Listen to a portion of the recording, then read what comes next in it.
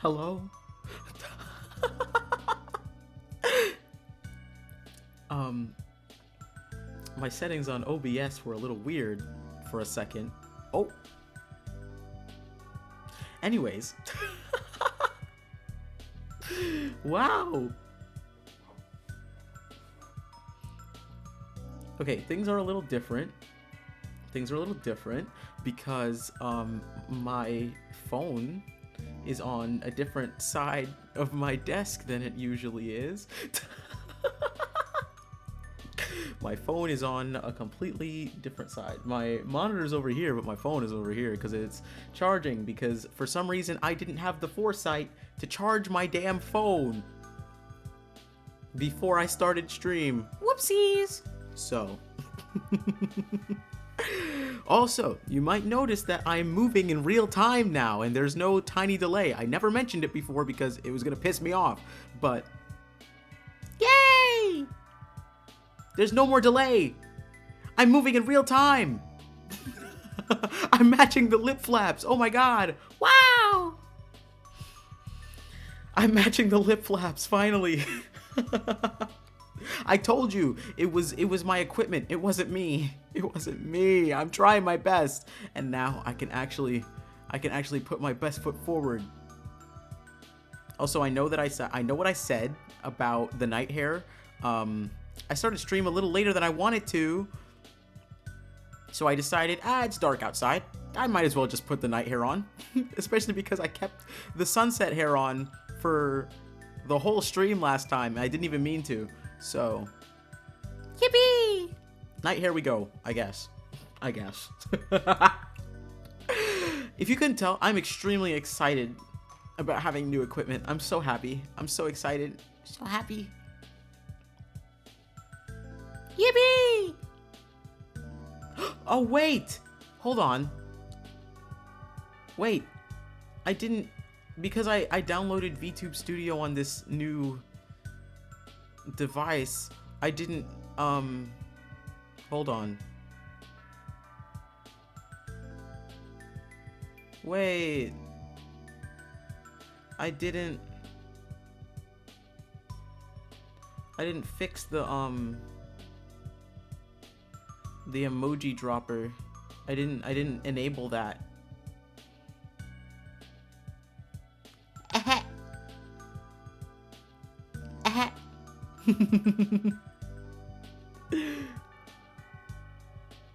The delay is way shorter. Is way shorter? Yeah. The delay is way shorter. Oh my god. Wow. I'm so happy. Happy noises, happy noises, happy noises. Oh my god. Yippee! Yay, the emoji dropper's back on. Okay. What else? I don't think I'm gonna... Okay, that's another thing. I'm not gonna enable that. That would be freaking chaos. Okay!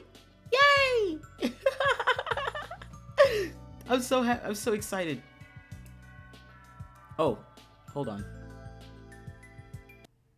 Let me just...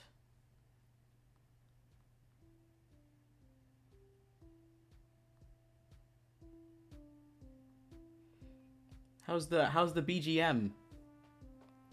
How's the BGM? Do I need to fix it? Am I too loud? Is the music too loud?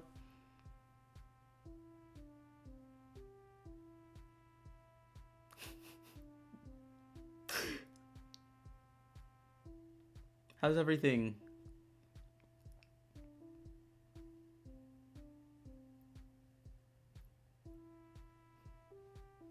All is well? Okay! Yippee! Thank you. Mwah. Let me actually see if I can move my phone back to where it usually is. Because this whole looking to the side and then looking back business is a little jarring.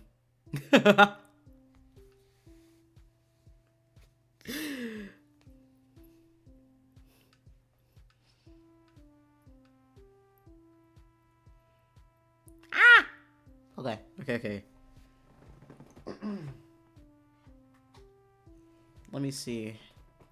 Is it possible? It might not be. I mean, I'm not using this outlet for anything important. Oh! My light went off. Oh, fuck. Wait. Hold on. Can I do another dancing? Hold on.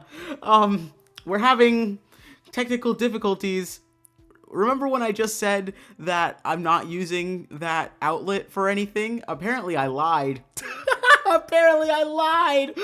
Give me a second. Give me a second. Oh, I can't even see. I can't see. It's completely dark in my room. Oh my god. Wait. Oh no. Oh dear. Oh, that's not good. Is this gonna do something? Is this gonna do... Okay, it didn't do anything. Good. Jeez. Let me move my phone. Oh my gosh. That was so scary. All the lights just cut off. Okay.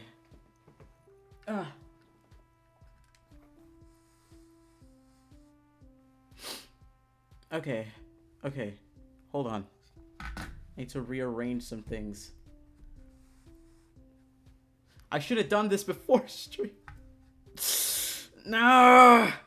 Hindsight is 2020. Let me see if my light is gonna turn back on. Please. Okay. Let there be light. All right. Okay. Do you still want me to dance again? Do you still want me to dance again? I could still dance again if you wanted me to. Yeah, okay.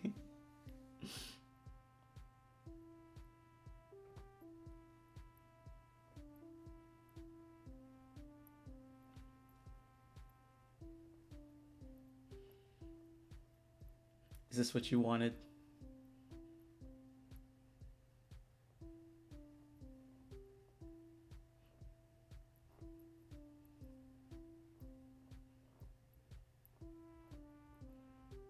Is that enough dancing?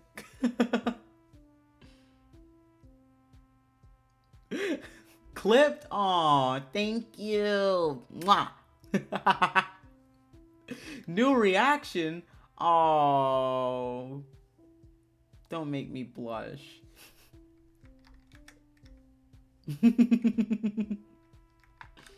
Okay. So where were we? Here. Okay. Ah! Seems good. Now I hover. Okay. Okay. I have my water. Let me actually adjust my positioning in VTube Studio real quick.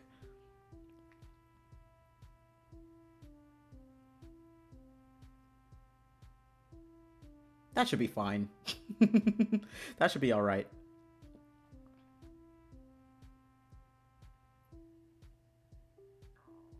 Oh my god, I swear, you have no idea how good it feels to be moving in real time finally, because I'm just so used to looking over at OBS and my freaking model is moving, either not moving at all, or it's like 5 seconds behind what I've just said.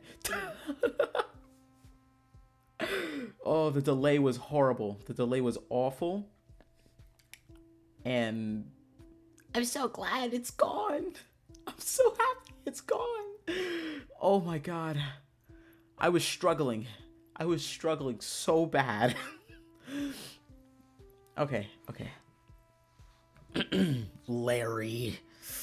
Back on the Larry hate train we go. Oh, if I didn't mention it, we are playing. My douchey boss has a gentle twin brother. Exclamation point, question mark. Or question mark, exclamation point. There is some level of disbelief going on. Larry is a dumbass. We all hate Larry here. We're on the Larry hate train. Put that man in a box.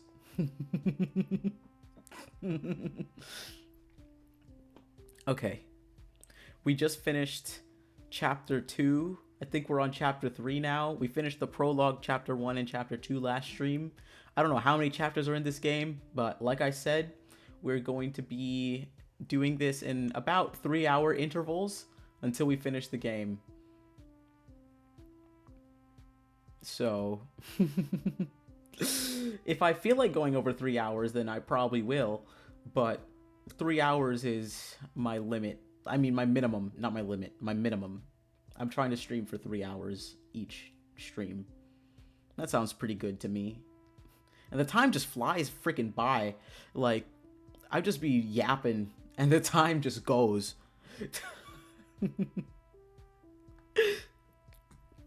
Okay.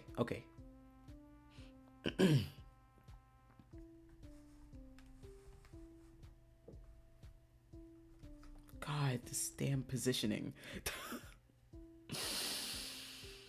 Okay.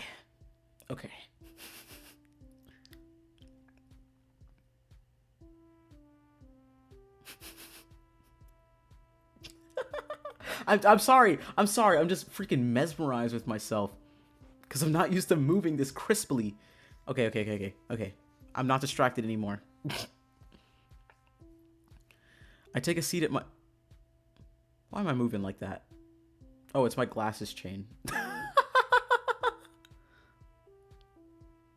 Okay. I take a seat at my cubicle as I prepare to get started with work. After switching on the computer, I noticed the intern coming up to me. Oh, what voice did I give them? Good morning. Ew. Good morning. Nah. Good morning. There we go. Good morning, Jamie. I was wondering... Let me drink some water. That was awful. If you couldn't tell, I didn't warm up my voice before I started stream. I did not warm up my voice. I was wondering how old you were, Mr. Cinnabar. I was wondering that too. I'm 27. Oh! Larry. You were commenting on how young people were. You're not even 30? Get out of here. Bro wants to be a DILF so bad. Bro wants to act like he big and bad. You're only 27. Don't do that to yourself. I'm 27. What? I wouldn't have expected that. Here I was hoping that I could be more informal with you if we were closer in age, but I guess not. So, you're older than the boss, huh? That's a surprise. Do you know how old he is? Yeah, because I've done my research on him. Because I actually wanted this job, unlike you. What? You got hired and you didn't do your research? That's kind of fucked up.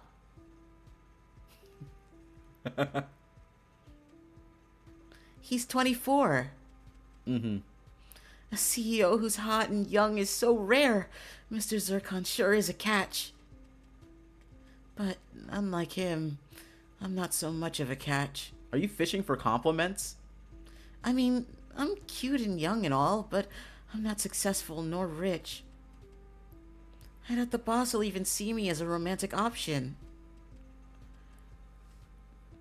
Did he ever mention that he only dates rich people? Not really. I'm just assuming that he'd only want to be with people of the same status as him. If he does, that'd be pretty shallow of him. Anyway, you shouldn't assume how he feels without even asking him. Alright. That delay was crazy. I don't know. I don't know. Maybe that's just the game at this point. Because this is a whole new machine. It's not like my machine is lagging anymore. Definitely not. I think it's just a game at this point. I think it's just the game. Yeah, you're right. Come to think of it, I don't even know what the boss's ideal type is. Why don't you just ask him then? It's too embarrassing for me to do so. My heart is too pure to be so direct with my crush. You're not gonna get anywhere like that. You're not gonna get anywhere with that. Right.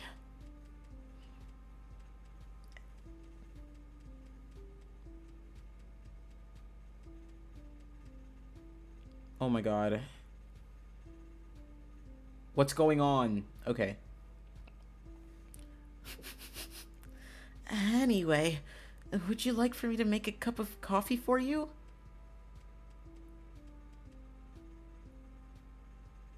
No, I can do it myself. But I insist. No. I mean, even if I were Larry, even if I was in Larry's position, I don't think I'd take drinks from someone. I think I'd rather make my drink myself, me personally. Me personally. I'd rather make my drink myself, I think. Methinks. Like I said, it's alright.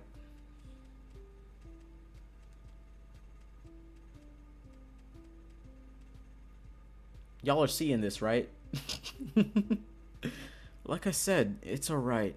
You don't have to do anything for me. Jamie pouts while keeping an eye on me.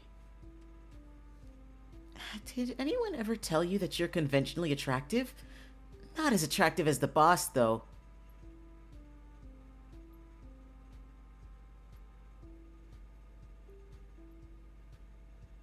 Jamie, what are you getting at here? What's your game? Now, see, maybe it's just my trust issues coming out. It could be. It could definitely be my trust issues coming out. However, I don't think, me personally, I don't think, I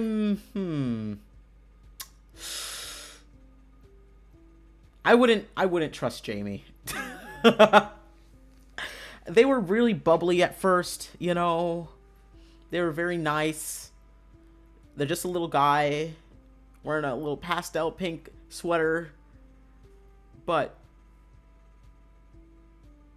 this behavior is kind of suspicious. To me, me personally, this behavior is kind of suspicious. Suddenly talking to Larry, offering to make him coffee, being like, hey, did anyone ever tell you that you're actually kind of hot? Not as hot as my crush, but you're kind of attractive. Like, that's a weird thing to say to somebody. I don't know, maybe it's just me. I think that's a weird thing to say to somebody. Especially someone that you don't even know that well. Like, bro has not even been working here for a month yet. And you're already...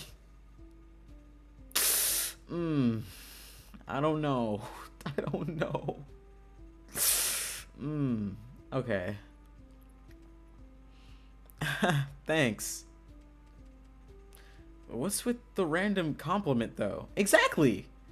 Do you want something from me? Alright. I don't want to agree with Larry. I don't want to agree with Larry. Don't ever make me agree with you again, Larry. Well... I knew it! I knew it! You don't just randomly try and do nice things for people. You're not agreeing with Larry? He's agreeing with you. You're right! Hell yeah! You know what? You're absolutely right. He's agreeing with me because I said so and my word is law. Larry is the one agreeing with me.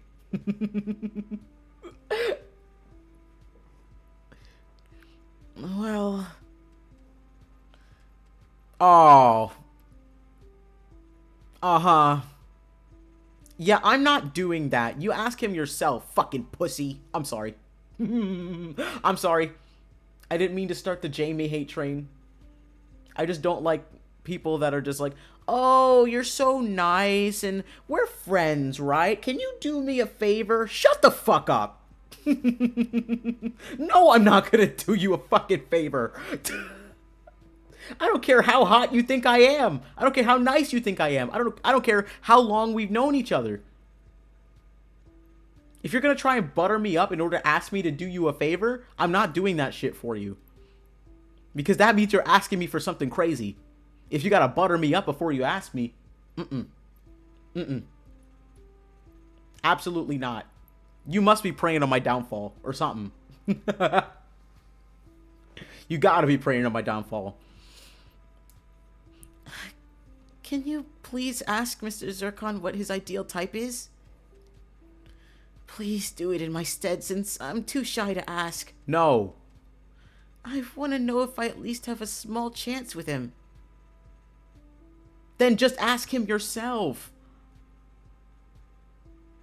As much as I don't want to accept the favor, I find it hard to refuse when Jamie pouts at me. That's his...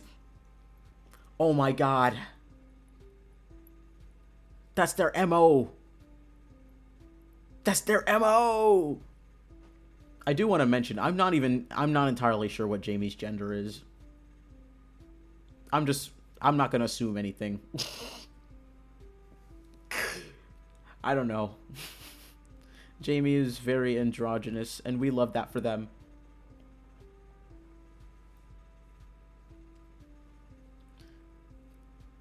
I guess I can try. Alright, you're the best, Mr. Cinnabar. Oh, and what are you gonna do for me, huh? I'm doing you a favor. What are you gonna do for me? I bet you're not gonna offer anything. As thanks, I'll make coffee for you. I already said I don't want coffee from you.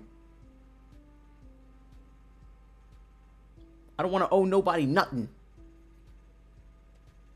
And now you owe me. I said you didn't have to. Oh, damn.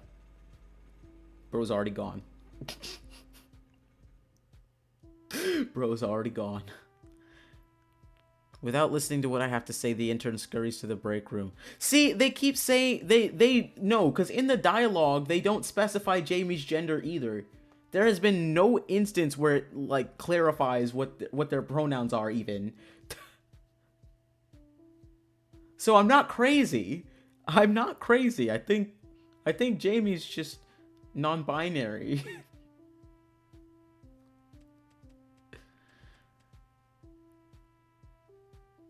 What did I just agree to?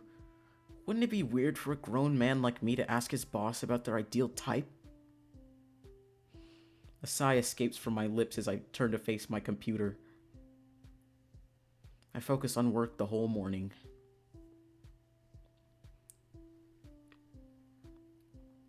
When I feel a hand on my shoulder, I look up from my screen. Hey. Hey, Larry. How have things... How have things been going for you? So far, so good. I'm already used... Please load. Thank you. So far, so good. I'm already used to how things work around here. I'm glad to hear it. My gaze then shifts to my boss's private office. Where's Mr. Zircon? I haven't seen him enter the office today. The day feels incomplete when he doesn't strut around the office, huh? Somewhat. Mr. Zircon is currently working on site. He's visiting a manufacturing company to check the quality of our latest products.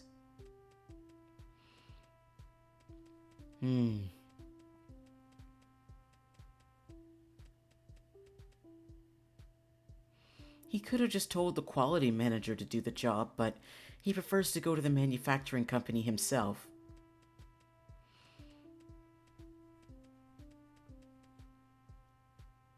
He sure is a dedicated CEO who's so involved with every aspect of the company. He's really passionate about his job. Learning this information, I start to gain newfound respect for my employer. I guess he is quite admirable at times.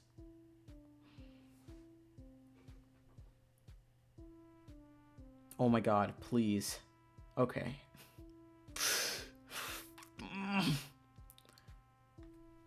I should be trying to get on good terms with my boss instead of seeing him as this enigmatic weirdo.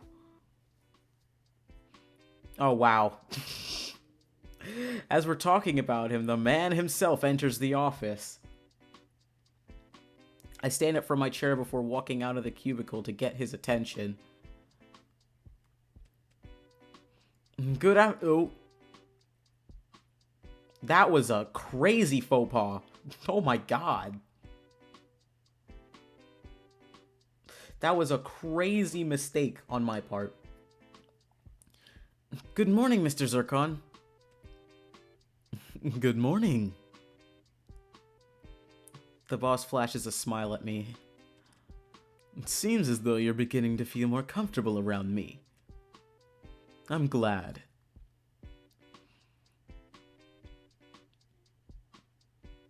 Now that I think about it, I'm always on edge around him because he's my boss. Relax yourself when you're around me. We're of similar age after all. Oh yeah, that didn't even occur to me.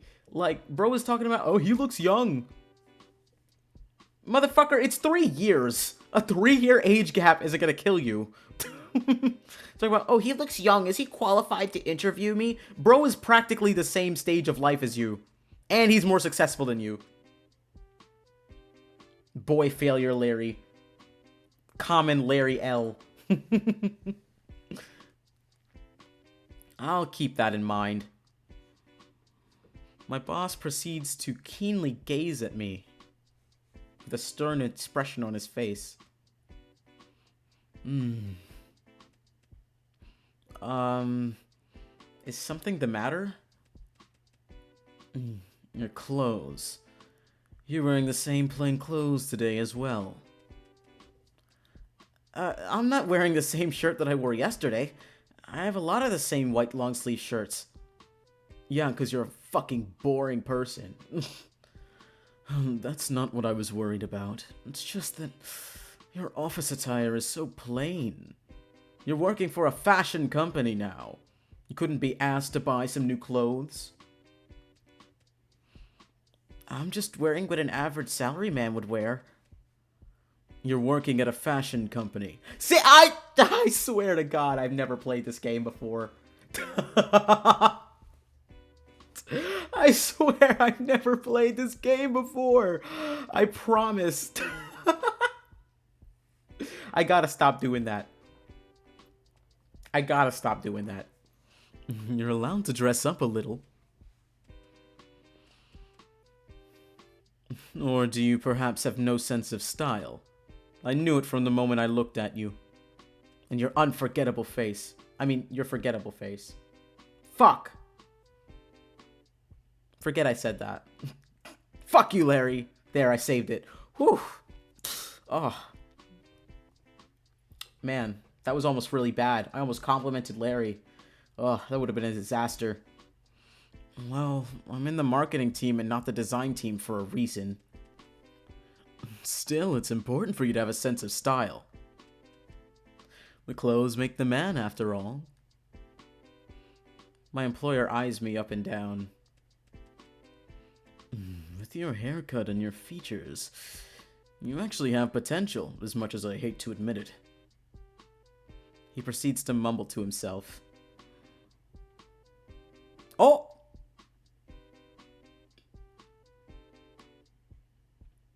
It should have been me! I'm sorry. I'm sorry. Larry doesn't deserve happiness. All of a sudden, he grabs my tie before pulling me closer to him.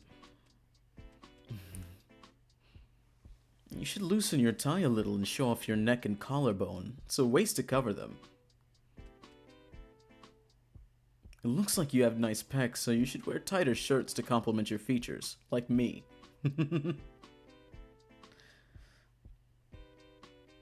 I know he's just trying to give me fashion tips, but talking about my body like that makes it sound like sexual harassment. You just don't know anything about fashion, Larry! I think a messy, disheveled look would suit your face.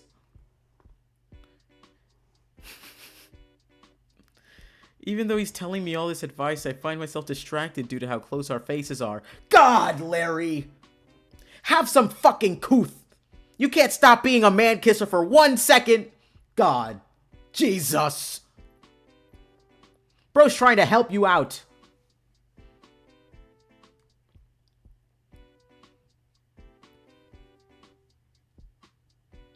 Is it just me, or does he look even more pretty up close? He does! And it should be me, not you! Okay. Are you paying attention, Larry? Yes, sir. When the boss lets go of me, I immediately straighten my tie out of nervousness. If you don't feel like dressing up, I won't force you. But make sure to keep my advice in mind.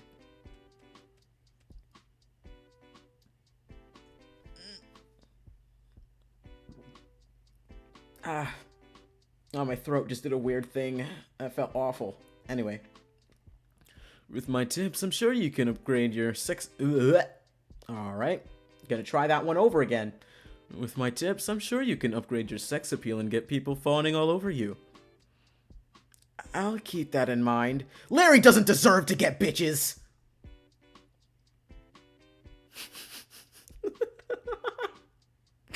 Larry doesn't deserve maidens! I bet you Larry has fumbled every bag he's ever gotten.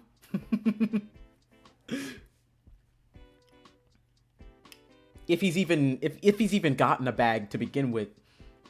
Bro is absolutely insufferable. I can't even imagine anyone wasting their time on him. Fuck you, Larry.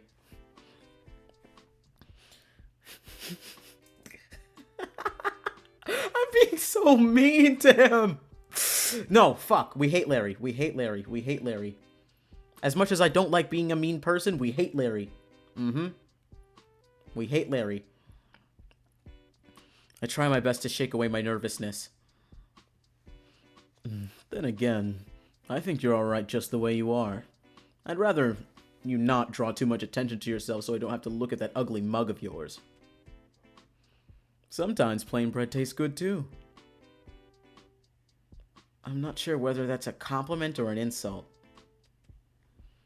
By the way, I have a question for you, sir. What is it?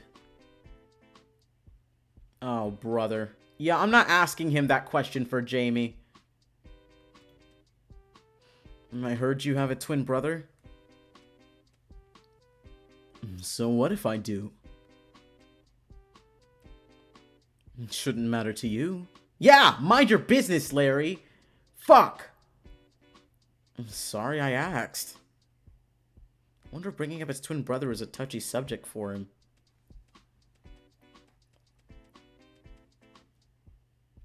If that's all, I'm going to my office. He turns his back to me as he leaves for his private room. Not long after, Jamie eagerly sprints up to me. Hey, hey! So, did you ask Mr. Zircon what his ideal type was? I'm sorry, I forgot to ask. Maybe next time do it yourself. Oh, that's alright. Jamie lets out a disappointed sigh. I wonder if I'll ever find out if I have a chance to be with the boss. Maybe you shouldn't try and get with your boss. I'm just saying. That's an HR visit waiting to happen. And he already, between you and me, Jamie, he already said he doesn't like dating in the workplace. So, unless you quit, you have zero chance whatsoever. So if you like money, you better quit on that dream right now. Why don't you just ask him directly then? Maybe you'll get your answer.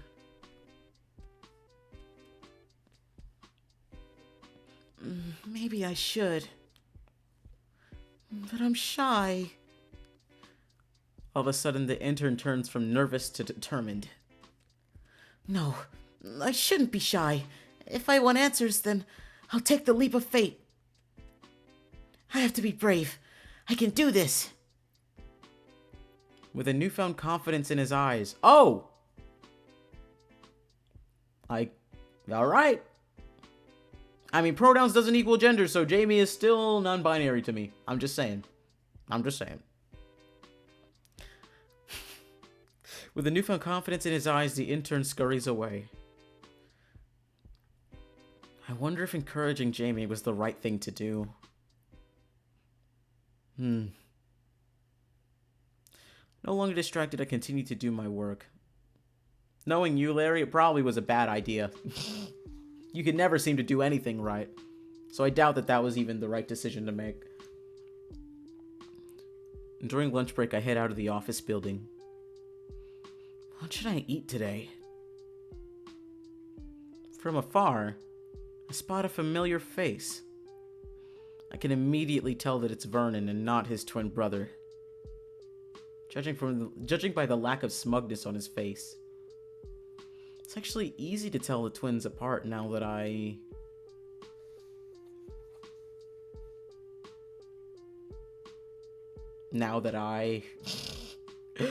I'm aware of both of their existences.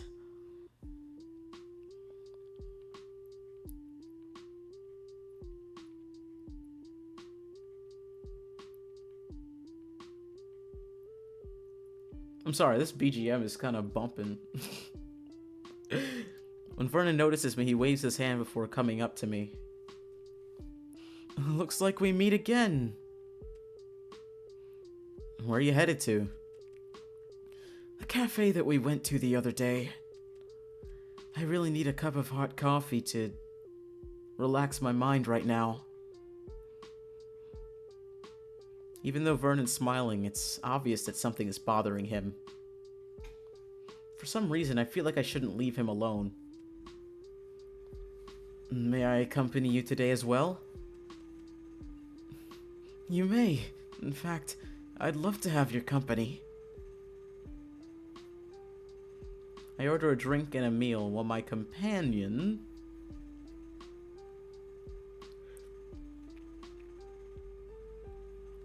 Sorry, I yawned. I genuinely don't know what this whole ordeal is with me yawning. It's genuinely getting, like... it's getting irritating. Because I swear to God, I'm not tired. I'm not tired at all. Why am I yawning? I'm sorry. I didn't mean to yell. Hold on. Let me adjust myself in the seat. Oh. Okay. Cool. Lovely. Okay. I order a drink and a meal while my companion only gets himself a cup of coffee. While we're waiting for our orders, I notice Vernon staring off into space.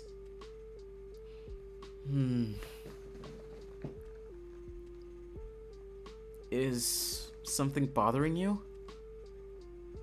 Oh no, it's nothing. Are you sure? You seem troubled. Am I ruining the atmosphere because of my expression? I'm sorry. No, don't apologize. Oh, what was that? I think I accidentally pressed the right mouse button. Damn. No, don't apologize. As I told you before, I'm a good listener. You can let it out if something's troubling you. It might make you feel better if you get things off your chest. If that's what you want, that is. It takes a while, but Vernon eventually gives me a nod. In that case, I'd like to tell you about all my troubles. I got scolded by my father today. Why? What happened? I made a deal with an overseas company who wants us to supply them with rubies. They're well known for the quality of work they put into cutting the gems before selling them to the market, so I thought the deal wouldn't cause any issue. Oh, how wrong I was. Apparently, my father has bad blood with the CEO of that company. How was I supposed to know that? Work is work. Personal feelings shouldn't matter, in my opinion. Oh, poor baby. Because he thinks that because he's forced to do this freaking job when he doesn't want to do it. That's so sad, actually. Oh my god. Don't worry, baby girl. I'll get you out of here. And then you can do whatever the hell you want. I'll be the breadwinner. But my father disagrees. Because I made a deal with someone my father despises, he severely reprimanded me. Your father shouldn't have scolded you for that. I don't see anything that you did wrong. Right. I thought I was just doing my job. Father's retired, but he's still so controlling. He's always been this way ever since we were little. Incidents like these make me dislike my job even more. I don't like the responsibility that I bear. And I don't like getting reprimanded like a child. Being a CEO is just a fake label to me, because my father still wants to control every aspect of the business. Sometimes it feels suffocating to do my job, so I want to run away from my responsibilities. I guess one of my ways to escape is to come to this cafe and take breaks. If I have to be honest, I take breaks a little too often. Most of the time I don't want to work. I mean, it's not like there's much for me to do at work anyway except for signing deals. Employees exist to run the rest of the company for me. I don't want to be involved. Vernon ruffles his hair as he lets out a groan. I sound like I don't care about my job at all, huh? All the more reason to do something that you're passionate about. If only that were easy. I don't want to go against my father's wishes, so I'll continue to go on the path he chose for me. Seeing Vernon's forced smile, I start to feel pity for him. You should at least find a hobby or an activity that you enjoy in order to keep yourself content and happy. Oh, what I like, huh? I guess I like talking to you. Oh, those words are not... Larry doesn't deserve you. Larry doesn't deserve you! It should have been me. It should have been me. I wasn't aware that I was a hobby. Vernon chuckles along at my response. Seems like I've blurted out a bit too much about myself. Now I'd like to know more about you. Are you passionate about your job? Yeah, sort of. I chose to do PR because I find it interesting to communicate a brand through marketing. Even if I wasn't passionate, there's no way I'm gonna tell that to my boss's brother. I knew it. Honestly, I don't have any aspirations, so I'm alright with the path I've chosen as it is.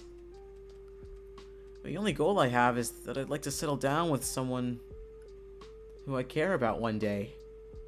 And that's never gonna happen, because I'm a loser. But we're going his route, right? Yeah, okay.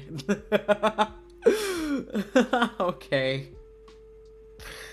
Yeah. I mean, to finish the game, I'm gonna have to go both of their routes eventually.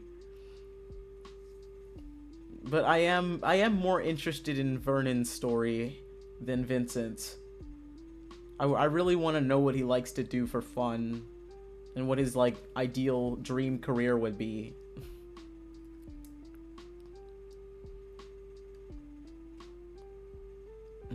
Are you perhaps a family man? Maybe. I won't know until I start a family, which will probably never happen. Because I'm maidenless. Call it a hunch, but I think you'd make a great husband. He's saying that to me, not Larry. He's saying that to me, not Larry. Why do you say so? Because even though we barely know each other, I can tell that you're a good man by the way you treat me. Oh, you think so? Strangely, receiving a compliment from a pretty man like Vernon is enough for my face to heat up. Because you like men! I'm sorry. That was inappropriate. I'm sorry. You're different from everyone I've ever met.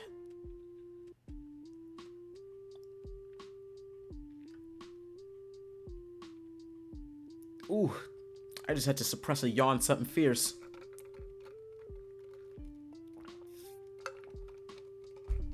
Okay. Other people tend to treat me like a gemstone. They want to befriend me because of my status. I'm like an accessory for people to wear. So that's the mineral motif. Okay, that's interesting. That's a good narrative choice. I like that.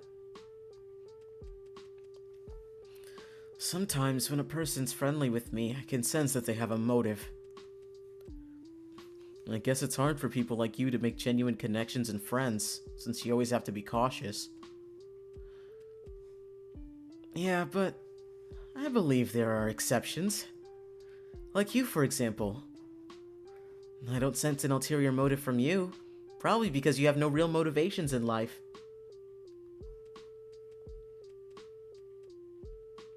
It's the reason why I feel comfortable pouring out my concerns to you. Because you don't have any friends that you'll tell. Well, I don't want anything from you. I just want to have a nice conversation with you while I'm on a break. It's the same for me. But I do want to know why you chose to spend time with me today. Because you're nice to be around, Vernon. It's nice to be around you. And to me, that's all that matters, to spend time with someone. Is that what you think? I'm glad. You're nice to be around too. I'm glad we got to know each other.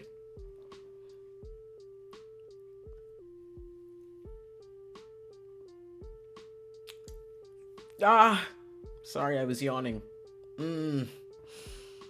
I don't want this to become a recurring thing where I just yawn so much over and over again. Gosh. When Vernon smiles sweetly at me, I find myself doing the same. Vernon takes a sip of coffee. I have to go now. Since I'm feeling better, it's best if I go calm my father, who's still furious. Will you be alright? I'll just buy him a gift and apologize to make him feel better or something. He's so real for that. He is absolutely real for that. Everything'll be alright. Are you certain? Yeah. As mentally exhausting as it is, I'm used to dealing with this kind of situation all the time. Thank you for worrying about me. I hope I can get coffee with you again. After bidding me goodbye, my companion leaves the cafe. I love Vernon. He's such a little guy. He's just a baby girl that's having a existential crisis because he doesn't know what he wants to do with his life. Or he does know, but he doesn't want to admit it to himself because he's just like, oh, family comes first. No. You come first. You can't support your family if you want to die. Just saying. Since I still have a few more minutes before my lunch break ends, I take my time finishing my meal. Wow.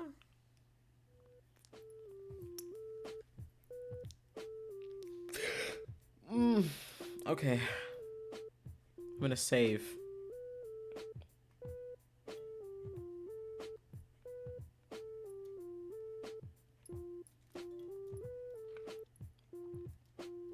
Already used to my routine, I sit at my cubicle to do my job. Out of the corner of my eye, I spot the nervous-looking Jamie entering the boss's office. Did Jamie get called to the boss's room? But I thought Mr. Zircon hadn't arrived at the office yet. I switch my attention back to my computer. Whatever. It's none of my business. Yeah, Larry! Mind your business!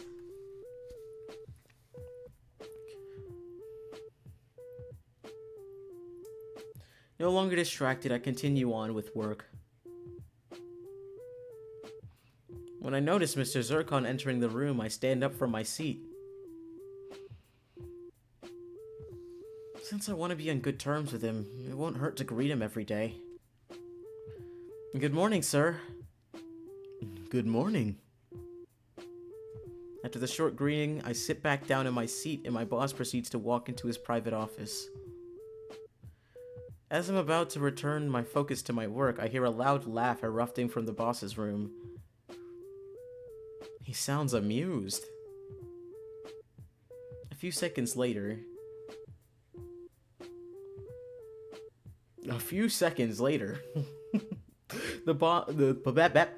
the door bursts open as Mr. Zircon walks back into the office space. Oh no! Oh no! Jamie, no, the baby! No! No way. Bro's an asshole for this. Bro is an asshole. No way he's about to read Jamie's love letter to the whole fucking office. You know what I'll do is I'll shoot you. You know what I'll do is I'll commit a violent crime against you.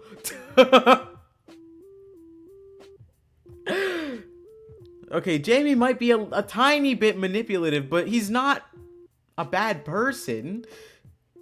I was suspicious of him, yeah. People can be suspicious and not be a bad person, right?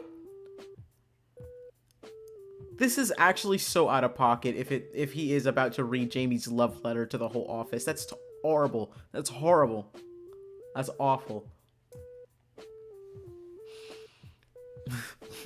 Pause working for a moment and listen to this comedic nonsense that I found on my desk. I turn to look at my boss, who has a big grin on his face. Someone in this office must have given me this letter.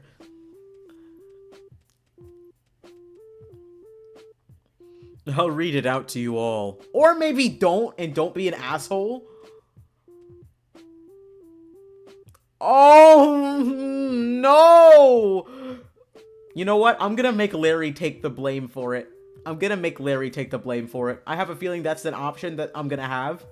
I'm gonna make Larry take the blame for it, because fuck you, Larry. Fuck you. You deserve public embarrassment. I'm gonna make Larry take the fall for this one, because this is an asshole move on Vincent's part. Absolutely not. I should punch you in the throat. Oh, wow. Oh, wow. It says, Mr. Zircon, when I first saw you, I was immediately attracted to you. At first, I thought it was admiration, but I soon realized that I have a crush on you. I kept on admiring you from afar, but now I want you to be aware of my feelings. I like you, Mr. Zircon. I didn't have the courage to say it to your face, so I wrote a letter instead. The boss lets out a mocking snicker. This right here is a pathetic attempt at a confession. All the words in here are so cliché. And why are they even writing a love letter? Are they in high school or something? Grow up! And the sender didn't even bother to include their name. Are they so scared to have their identity found out? Well, maybe if you didn't publicly embarrass them, they might be willing to come forward right now. Maybe if you didn't make a public mockery of their feelings. I don't know. Maybe if you weren't an asshole.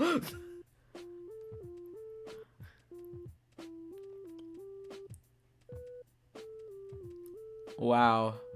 What's with the lack of courage? It looks to me like this wimp must probably be ugly to have zero confidence. Oh my god! Vincent! I mean, speak your truth, King, but also, ooh, that's not great. Oh man, that's awful. I'd have more respect for someone who confessed right to my face. Listen now, everyone.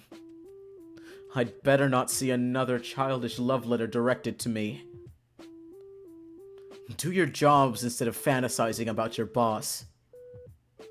I'm paying you to work, not to daydream. Not even Larry can take the fall for this. Oh, man.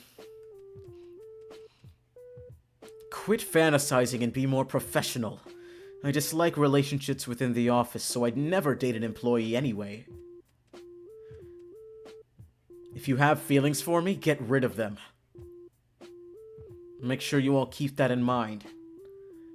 But he's right, yeah. Honestly, Jamie went about it in a very immature way.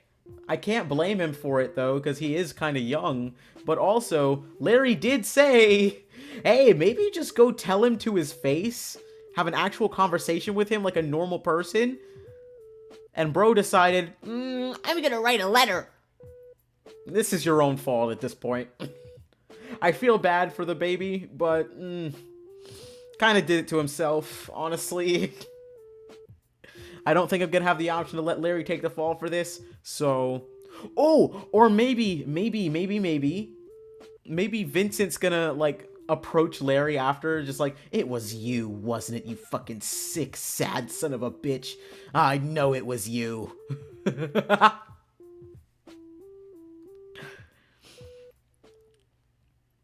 Oh, wow. Oh, wow. He tosses the letter onto the floor before going back inside his private office. Everyone else in the office space, including me, sits silently in shock at what just occurred. It's just a letter. Excuse me. Anyway. It's just a letter. He didn't have to be so mean about it instead of just rejecting them normally.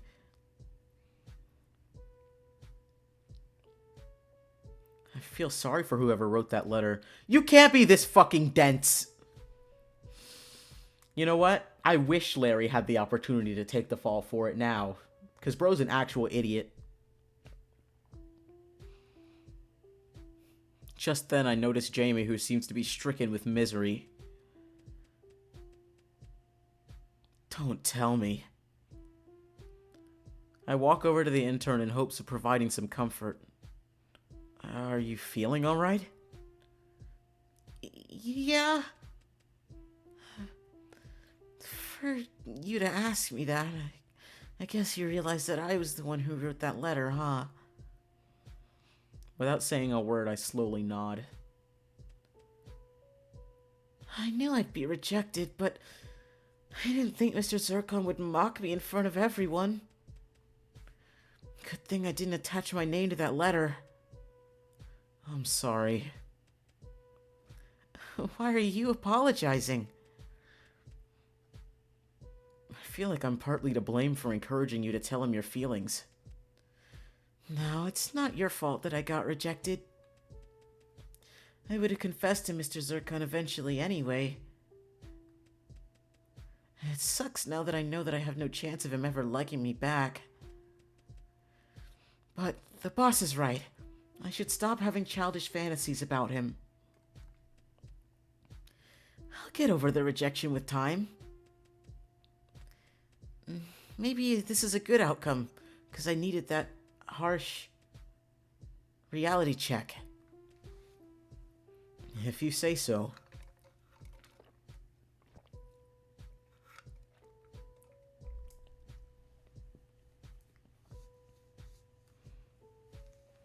Jamie reassures me with a smile. I'm glad you came to check up on me. You're a good guy, Larry. Anyway, now I know Mr. Zircon won't ever like me back. It's time for me to find a new target.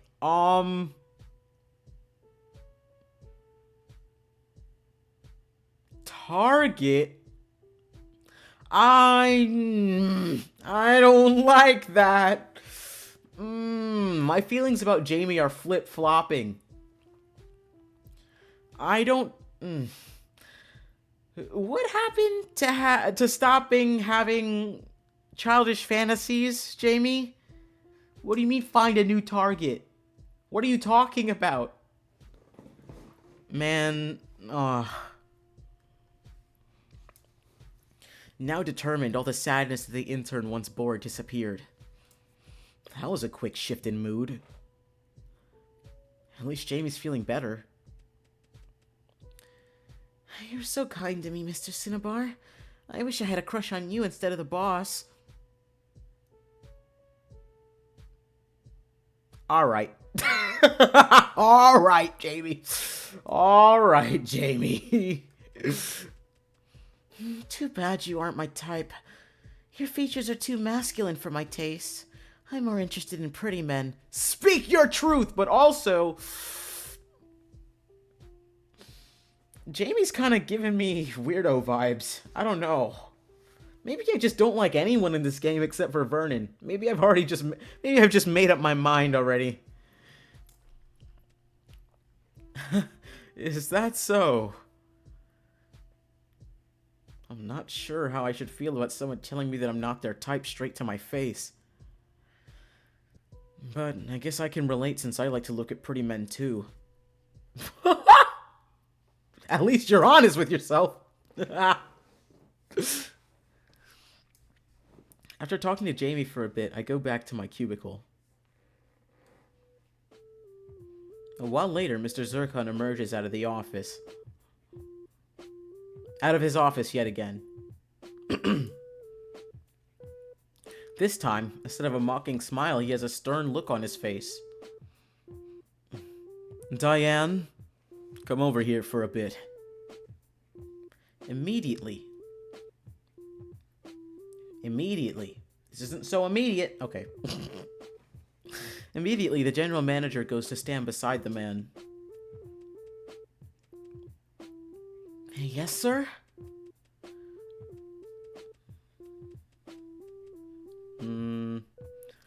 One of our retail stores informed us about the incorrect amount of supplies. Someone must have made a mistake while placing the order. Can you make sure this is fixed? Yes, sir. I'll get to it right away. While listening in on their conversation, I find myself staring at my boss. Is it just me, or does the boss seem prettier when he's serious about work? Wait, what the hell am I thinking? Larry? I flinch when I hear my name being called out unexpectedly. Do you need something, sir? A playful smirk spreads across his face. Get back to work instead of eavesdropping, okay? Yeah. He didn't have to call me out like that. Yes, he did! Mind your business, Larry! God! How embarrassing. I cover my face with my hands to hide my red cheeks. It takes me a while, but I manage to shrug away my embarrassment. Since it's now lunchtime, everyone in the office space has already gone out to grab their food. Everyone except the general manager and me. Before I joined the others to get food, I decide to go talk to Diane. Aren't you gonna get lunch? I will later. I just need to finish something first. By the way, do you know the person who sent that love letter to our boss? No, I don't. I'd rather not embarrass Jamie by gossiping about that incident. I'm quite nosy when it comes to things like this, you see. This isn't the first time an employee confessed to the boss. And he rejected every single one of those confessions? That's right. Mr. Zircon seems like the type to love himself so much that he's unable to love someone else. Perhaps you might be correct about that. I've been working at the company ever since it was established, but I've never seen the boss get romantically involved with anyone. He's just been absorbed with work. Perhaps he just hasn't found anyone who he loves more than his job. Or maybe he's just incapable of loving another human being. Maybe you shouldn't be fucking gossiping about him in his office. I'll never know. It's such a shame because everyone wants to be with him. Does that include you? No, I'm going through a divorce right now, so I don't want to think about romance. Ooh. Hate to see a girl boss losing. Don't worry, Queen. Keep your chin up.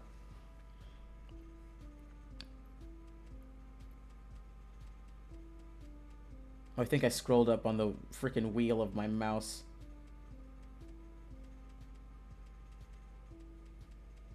Uh-oh. What happened? Okay. Also, Mr. Zircon's a bit too young for me, as I'm in my mid-30s. As for the other employees, you won't be surprised how many of them have feelings for the boss. Quite ironic considering the fact that he discourages employees from falling for him. It can't be helped. It's hard to control love. The fact that he's a charming young man doesn't help either.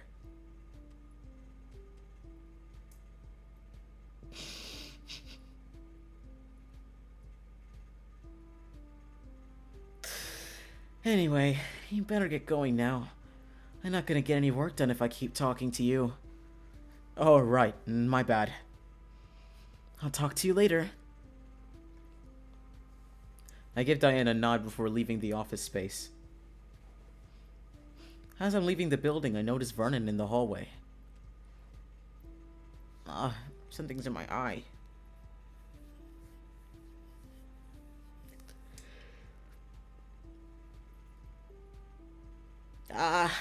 Excuse me. I had to yawn.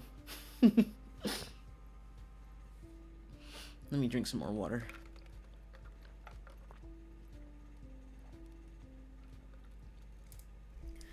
Hey, what brings you here, Vernon? Oh, I just wanted to speak to Vincent. Do you know where he is? I think he's still in his office. Do you want me to bring you there?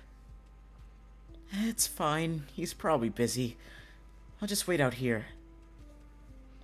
By the way, are you about to head out to grab lunch? Yeah, I was. Looks like I won't be able to join you today. A shame. We can grab lunch together some other day. I'd love that. Vernon? Our conversation comes to an abrupt end when my boss walks towards his brother. Oh, now that they're on the same screen. Oh my god. Suddenly the atmosphere feels awkward. Wanting to give the brothers some space, I slowly back away to watch them from a distance. It's been a while, Vincent. What are you doing here? Well, it's Father's birthday today. We were wondering if you'd come over for dinner this evening. And why would I go? Because it's our dear father's birthday? Isn't that a good enough reason? You've been avoiding him and the house for years. Isn't it about time you came back home to reunite with him? Family is important, after all. I'm not like you, Vernon. I couldn't care less about family. Twins don't distinguish themselves with directional hair challenge. Failed! You're fired! Okay.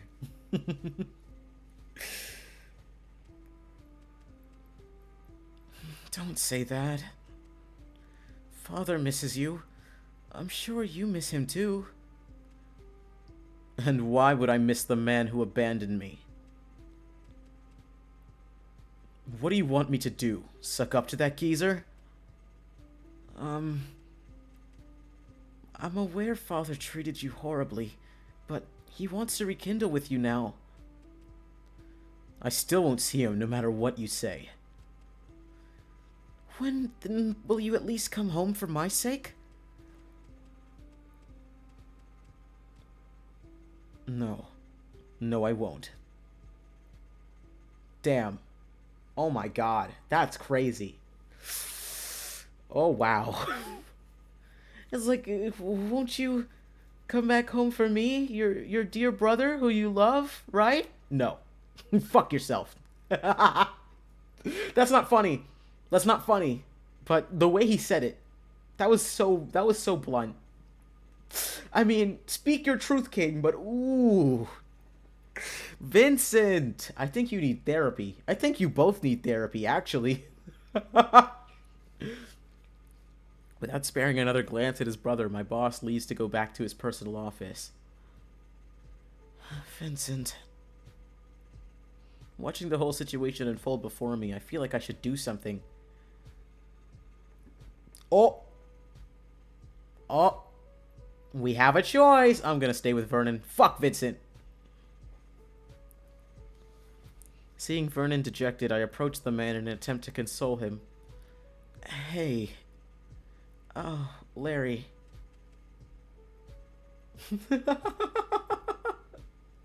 You really want Vernon's root.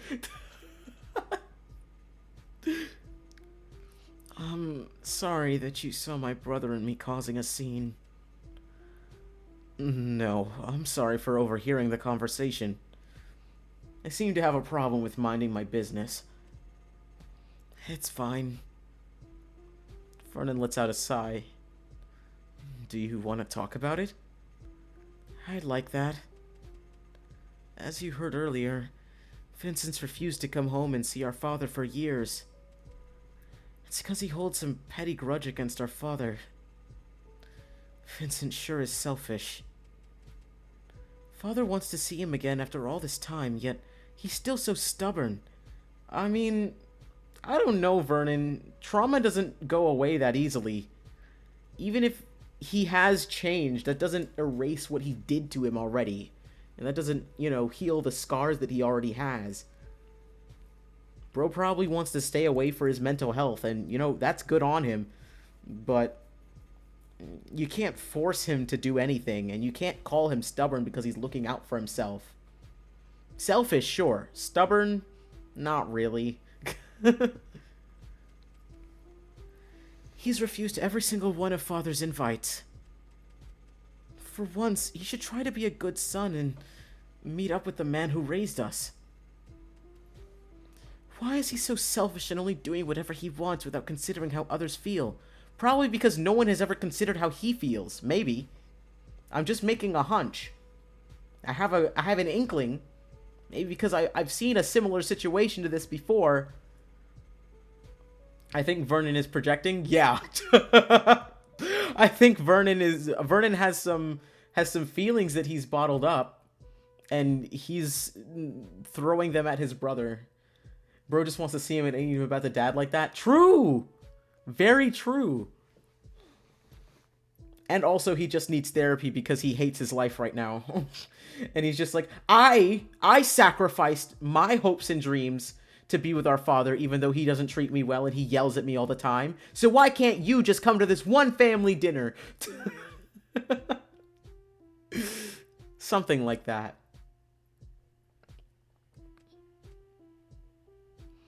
He's never considered our father's feelings. He's never considered my feelings. Vincent and I were supposed to inherit our father's mining business and work together. We were supposed to be a team. We were supposed to be two pillars that supported one another.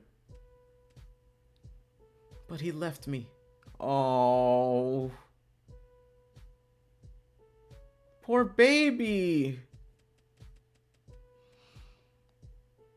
Because of his decision to leave and start his own company, for the past few years, my father has been putting all the pressure on me to continue the family business by myself.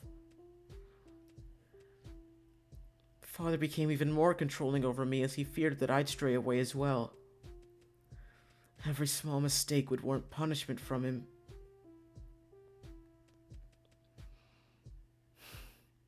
It was hard trying to be the perfect son to please him. Meanwhile, Vincent gets to do whatever he wishes and follow his dreams, but I'm the one who always has to listen to my father's demands. Why can't he just listen to our father's wishes for once? That's all I ask from him. Not knowing what to say to make him feel better, I put my hand on his shoulder. That's rough, buddy. That's rough. Ooh.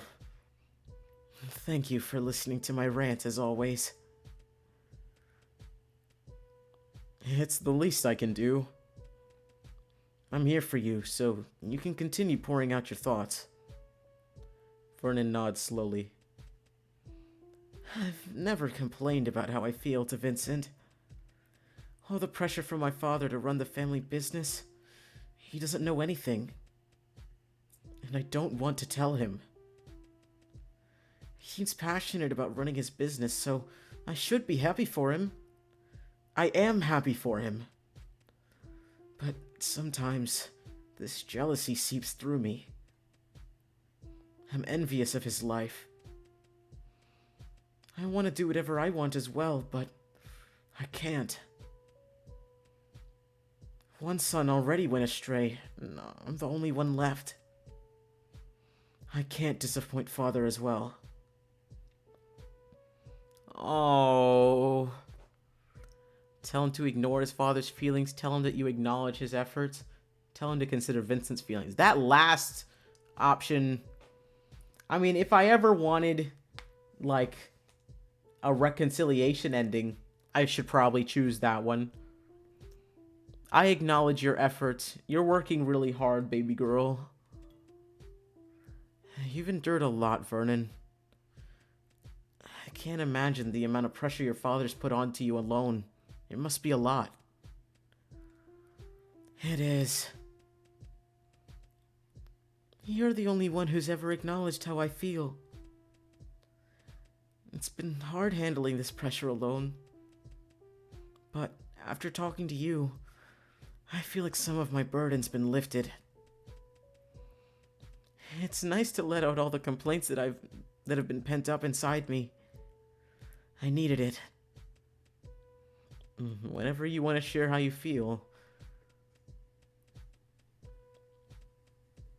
Damn. Alright. Whenever you want to share how you feel, I'll be here to listen. Thanks. Out of nowhere, Vernon had a moment of realization. You haven't gotten your lunch yet, have you? I'm so sorry for taking so much of your time. You must be hungry. It's alright. Lunch can wait. No, you should go eat right now. We can talk some other day. Will you be alright? Yeah, I'm fine. Don't worry about me. I'll go home after collecting my thoughts. Haven't you ever heard of a cell phone? You could exchange numbers, you know. Alright then. See ya. Vernon waves at me as I leave the hallway. Oh wow. That was a lot. Poor baby girl Vernon.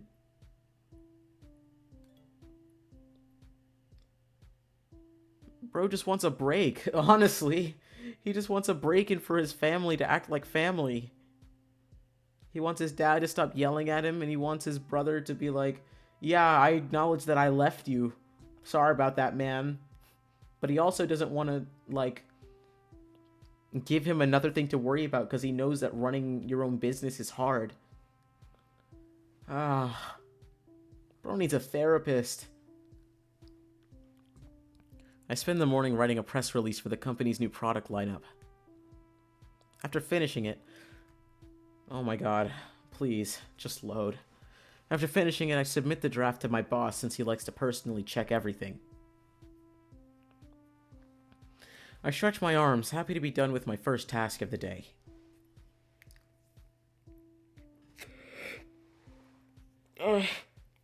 Okay, sorry. Excuse me. Just as I'm about to head to the break room to take a short break, I notice my employer approaching me. From the looks of it, he seems somewhat angry. Uh-oh.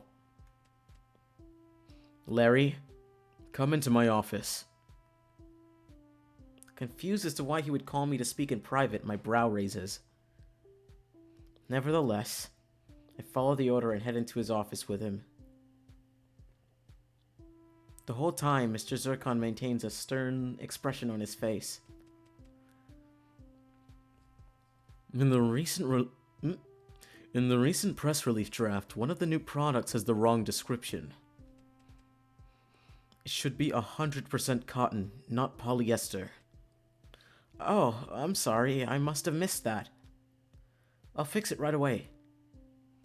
A groan comes out of my employer's lips. Sorry doesn't cut it, Larry. Double check before you submit something. How many times do I have to remind everyone? It's getting so tiring to work with people who are incompetent. Oh my god. Jesus. Like, listen, I hate Larry too, bro. Don't get me wrong. Yell at Larry all you want. But don't diss the other staff members like that. They're trying their best. Larry's an imbecile.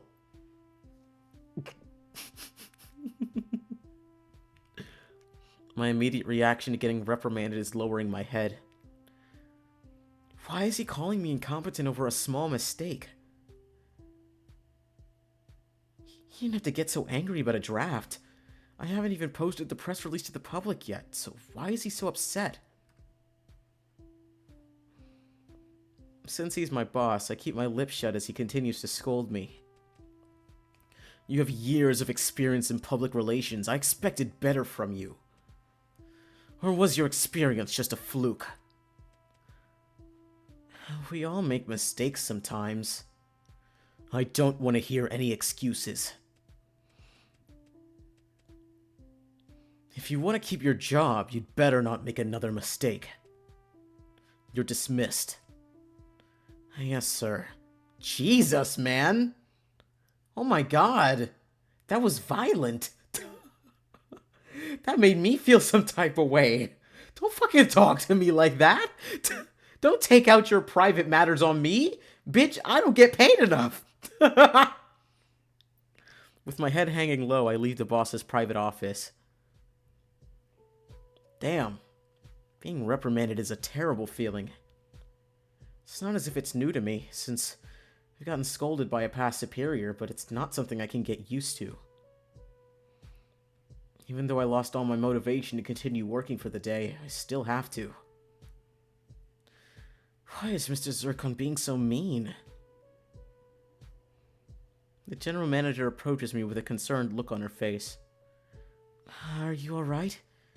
Did Mr. Zircon scold you? I give her a nod. Mr. Zircon appears to be stressed out. If he told you hurtful things, forget about him, alright? He doesn't really mean them. He just becomes more harsh with his words when he's stressed out.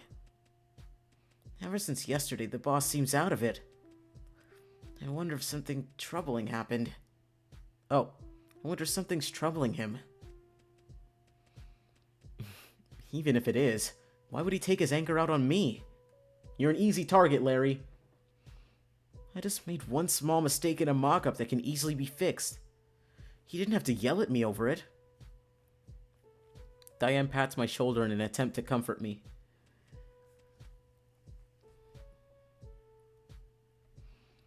Like I said, don't think too much about it. Hopefully Mr. Zircon will feel less stressed soon and he'll go back to his usual merry self. Maybe.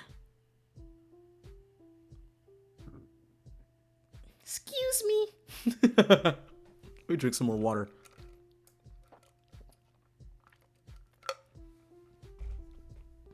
It's hard to lift my mood. As much as Diane tries to reassure me, I still can't get over how the boss's anger was directed to me. It really sucks to be berated. With my back slouched, I head out of the office building. My mood for the whole day is ruined. On my way to the cafe, I spot my boss's brother not far from me.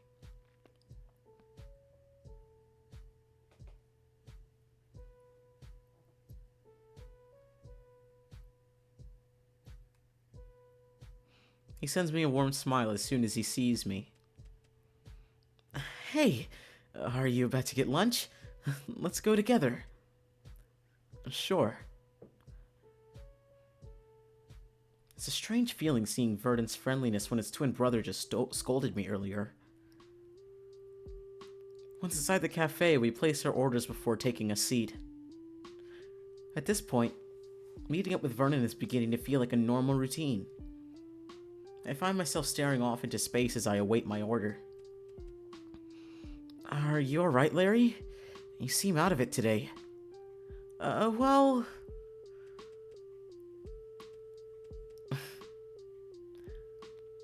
Since you've listened to me rant before, I want to hear your complaints too. I'll lend you my ear. See, it's hard for me because I don't want to complain about my boss in front of his brother. Ah, so Vincent's troubling you, huh? You can say whatever's on your mind. Even if he's my brother, I won't chastise you for complaining about him. It'll be fine.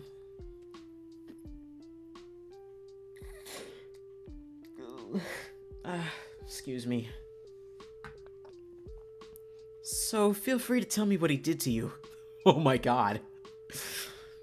A grunt comes out of my lips as I recall the events from this morning. It's hard to keep my emotions bottled up, so might as well let it out. The boss scolded me. Why? What did you do? I just made a small mistake for the press release draft. Drafts aren't finalized, nor are they published to the public, so I don't understand why he was so mad at me. He didn't have to go so far as to call me incompetent. I'm sorry for my brother's harsh words. Why are you the one who's apologizing when you've done nothing? I just feel bad about it. Aww. Vernon puts his hand on my head and runs his fingers through my hair. I hope you feel better soon. You don't deserve to be scolded since, in my eyes, you haven't done anything inherently bad. When his comforting words enter my ears, I find myself feeling more relaxed. Surprising as it is to have him caress my head, I don't mind it. In fact, it calms me even more.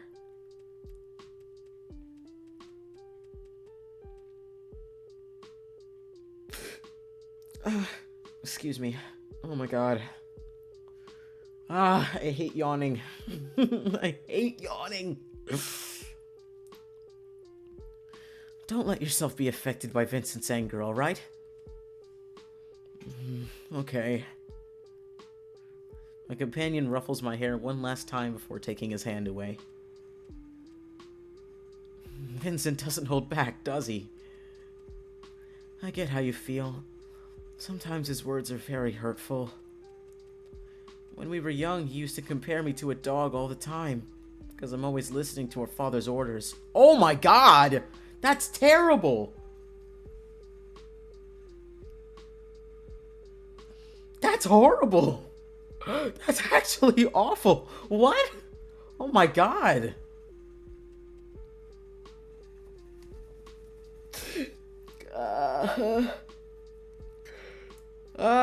Oh my god, why am I yawning so much?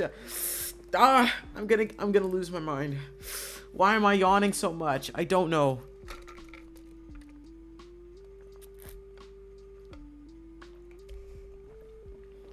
Okay.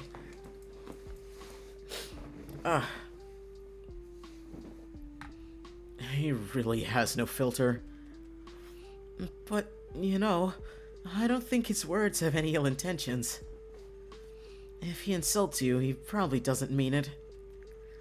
Try to dismiss his flack from today, alright? It's hard, but I'll try. It's difficult, but I have to stop the boss's harsh criticism from bothering me. Let me check something. Okay, my phone is charged enough. Because it being on the charger has been freaking bothering the hell out of me, because I can't move my phone that much.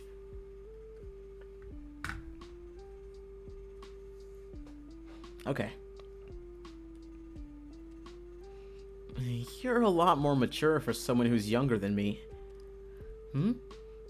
Are you supposed to be older than me? By 3 years, actually. I didn't expect that at all. Get fucked, Larry! Get fucked, Larry! Oh, shit. Sorry. Did you think that it was disrespectful of me to touch the head of someone who's older than me? It's alright. I don't mind physical intimacy with someone I feel comfortable around. That makes me happy to hear.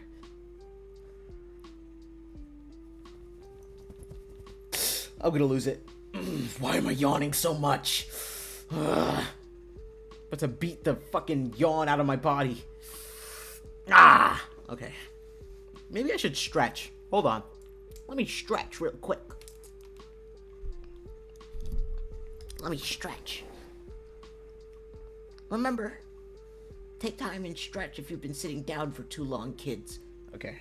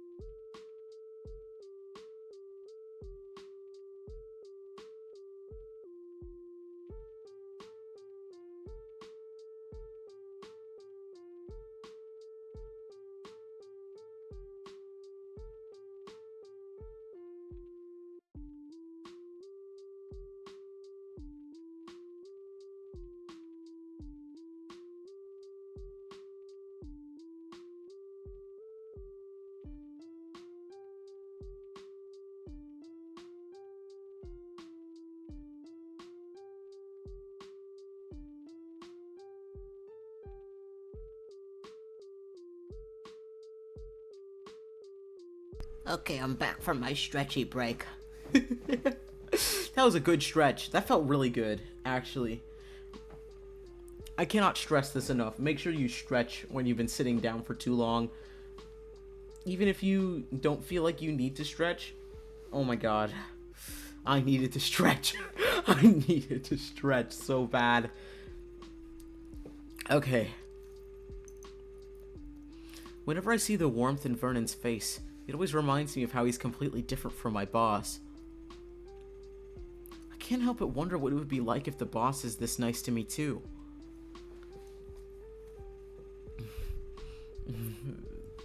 Vincent might not recognize your hard work, but I do. You don't run straight out of the office building as soon as it's lunchtime. You usually come out 20 minutes after break starts. I would know, 'cause I always check the time whenever we meet. That tells me you're quite the hard worker.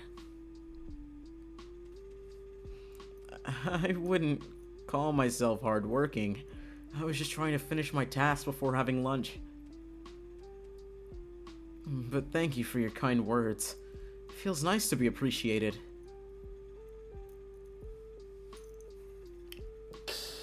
Fuck! I yawned again! Oh my god, what's wrong with me? Do I have a curse? Ah. The curse of yawn. Yo, the curse of the Sandman! Oh my god! Bro's trying to put me to sleep! No, please, I have to make content! Ah. Vernon smiles before giving me a knowing nod. You're an honest man, Larry. I like that about you. Your boss's brother is your friend, yet you never took advantage of that. Take advantage like how? Ask me for a position at my company when you're upset with Vincent. Vincent? When you're upset with Vincent, or make me cover for you and scold Vincent for reprimanding you. I just don't want to use you, I guess. I feel like that'd be wrong. You'd be surprised how many people don't think the same. A good man like you is rare to come across in our society. You're like a gem. That's the first time someone compared me to a gem. Hearing a compliment from the man makes my chest tighten a bit. Come to think of it, how's Vincent doing these days? I don't want to lie to you. He used to be fine, but he seems angry today for some reason. Is he now? I wonder if he's out of it because of our argument yesterday. Vincent and I may be identical twins, but we aren't exactly close. We were when we were young, but we grew apart as we grew older. It's probably because we have different mindsets and are both walking a different path. Isn't it weird how we shared the same placenta, but we turned out to be two very different people? That's a very strange way to say that, but sure, buddy. I guess. Don't worry, baby girl. I get what you're saying. Maybe phrase it in a different way next time, though.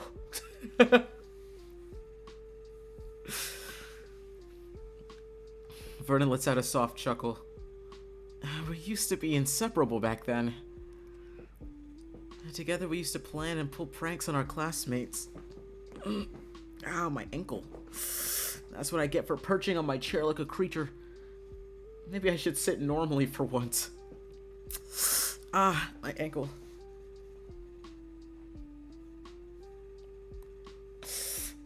It's fine. It's fine. I didn't hurt myself. It's just a little sore from being in the same position. Okay. I'm fine. Of course Vincent was the mastermind and I was the lackey who listened to everything he said. We were little rascals. Father would reprimand us all the time. He would especially scold me more for following my brother's mischief instead of stopping him. He smiles to himself as he recalls his childhood memories. Sometimes I wish I could go back to the past when he and I were close. I wish we could eat dinner together and talk comfortably for a long period of time again.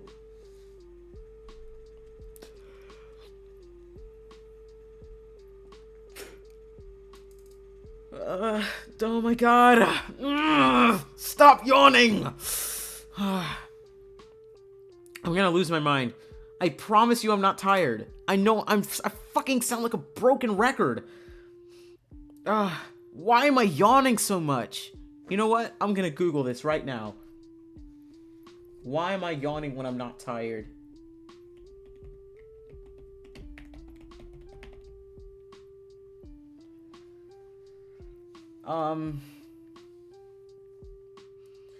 It is theorized that yawning is not a sign of sleepiness or boredom, but actually a reflex that your brain induces to wake you up or make you more alert.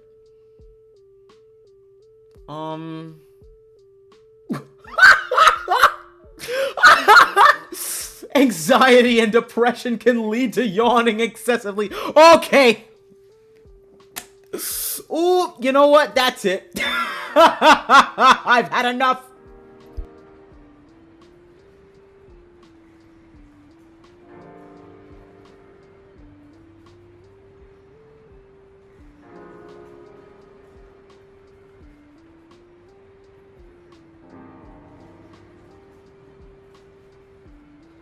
No, because wasn't that insane?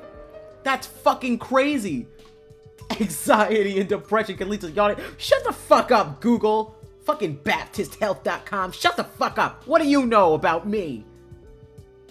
You don't know anything about me. Womp womp. Womp womp. Oh my god. I'm just gonna take the explanation that it's my brain trying to wake me up because I'm relaxed. Oh my god. Wow, that was crazy. They did not have to say that about me. I'd rather they have just called me a slur, honestly. I'd rather they just call me a slur. Okay.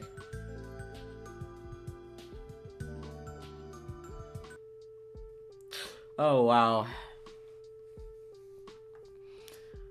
I understand that he doesn't want to see my dad again, but I wonder if he'd accept it if it were just the two of us. One can only hope.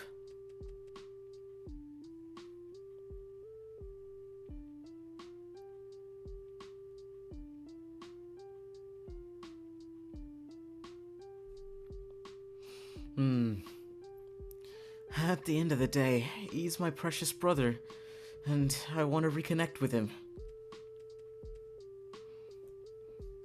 There are a lot of cafes around here. The reason I keep coming to this one for years is because it's the closest to Vincent's workplace. I guess, deep down, this is my way of trying to be close to him physically. Oh, the baby girl. Oh, he's so...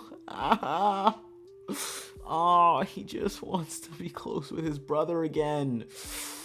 Oh, I feel for him so bad. It's a bit silly, isn't it? I don't think so. As I listen to his wish, I find myself thinking about the two brothers. Maybe I can do something about it. Or you could mind your business. That's an option. You could mind your business. I'm just saying. After having lunch with Vernon, I head back to the office to continue with work. On my way back to my cubicle, I notice my boss coming out of his private office. Hold on, my lips are getting dry.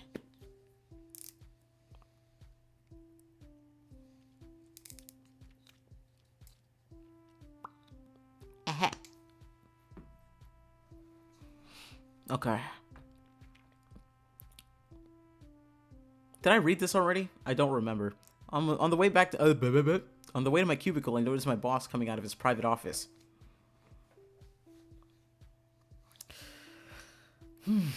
When his gaze lands on me, my heart starts to race in fear. He's not still angry at me, is he? Larry... yes, sir? So I just wanted to tell you that I'm sorry. The sudden apology takes me by surprise. My mouth remains agape as I stare at my employer. That small mistake you made wasn't worth reprimanding you over. My boss appears nervous as he shifts his gaze. Your sad expression bothers me. It bothered me that I was the one who made you look that way. I'm sorry for taking my anger out on you. I shouldn't have. I accept your apology, sir. I feel my mood slowly lifting, appreciating the fact that my boss is going out of his way to apologize to me.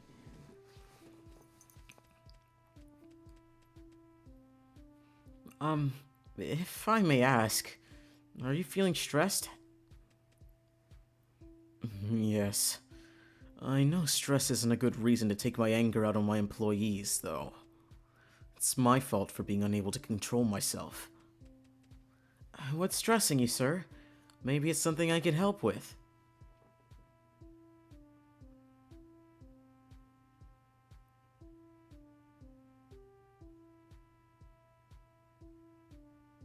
Okay. Listen, I didn't say anything.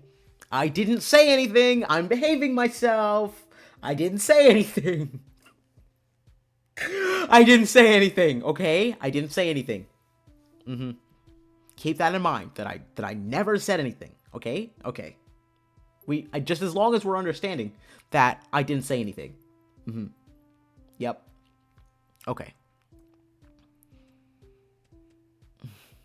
No. You unfortunately can't do anything about it. See, I'm stressed because I'm stuck on my latest coat design. It just doesn't look right. Why don't you consult with the design team? You think I haven't already? He lets out a strong exhale. I know the root of the problem, though. Ever since I met my brother yesterday, I keep thinking about my father, and it's bothering me. Because of that, I lost my inspiration. How am I even supposed to get my inspiration back? I might know the solution to your problem. You do? It sounds like you need to take your mind off things. Easy for you to say. Work used to be a distraction for me, but now it's not working. What if you don't work? What if you do the opposite? What are you getting at? Will you relax and take a break with me, sir? Mr. Zircon ponders for a bit. Sure. Might as well try if it'll help me just... Oh, wow. Oh, wow. Oh, wow. Okay. Sure. Might as well try if it'll help me... help distract me from my frustrations. Oh. He's taking Vincent to the Sacred Cafe. Oh. No, because doing this without consulting Vernon first, that's gonna make things awkward, isn't it? I have a bad feeling. I have a really bad feeling. I don't think this is gonna end well. Larry, you should have minded your business. I have too much anxiety for this. Fuck you, Larry. It's my second time coming here today, but with a different twin. I must be whacked to invite my boss for a drink with just the two of us. Oh well. I do hope that talking over a cup of coffee will make him feel better. Vernon comes to the cafe to ease his mind, so maybe it'll work for his brother.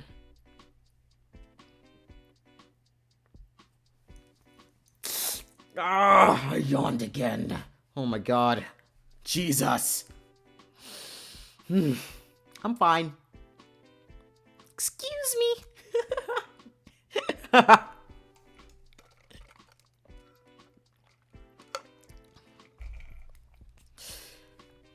Which drink are you getting, Larry?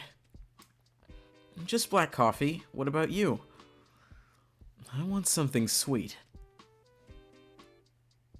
A mocha would be nice. You sure are the complete opposite of Vernon. Even your taste buds when it comes to drinks are different. I wasn't aware that you personally knew my twin brother. We just happened to run into each other and have a chat here and there. I see. I placed both of our orders. Just as Vincent is about to reach for his wallet to pay for the drinks, I quickly hand over my card to the staff first. Why are you paying for me? Because it'd be awkward if I just stood still and waited for you to take your wallet out. You have a point there. A chuckle comes out of my boss's lips. This is the first time an employee has ever taken me out to grab coffee and pay for my drink. Well, there are first times for everything. Judging by the smile on his face, I assume that he's more relaxed now. After we receive our drinks, the two of us take a seat at the vacant table. Fuck! Oh my god. Ugh. Even though I kinda know why now, it's still irritating. Ugh. I'm fine. I'm fine. Okay. Out of curiosity, how do you feel about your brother? He's a good guy.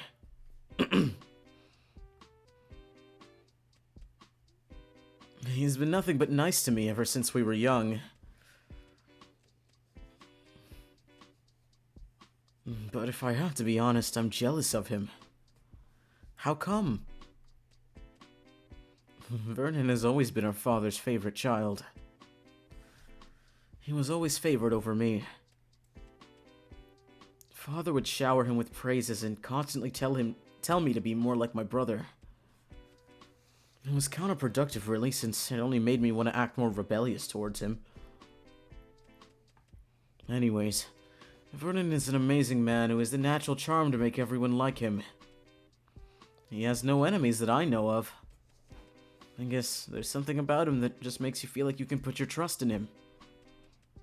Sometimes, I wonder what it's like to be in his shoes.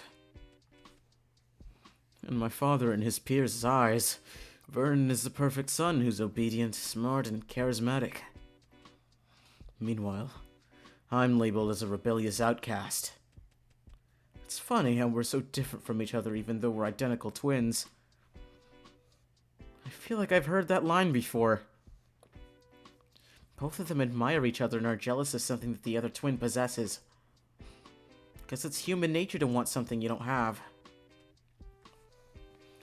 I'm curious. When you talked to Vernon, did he ever mention me?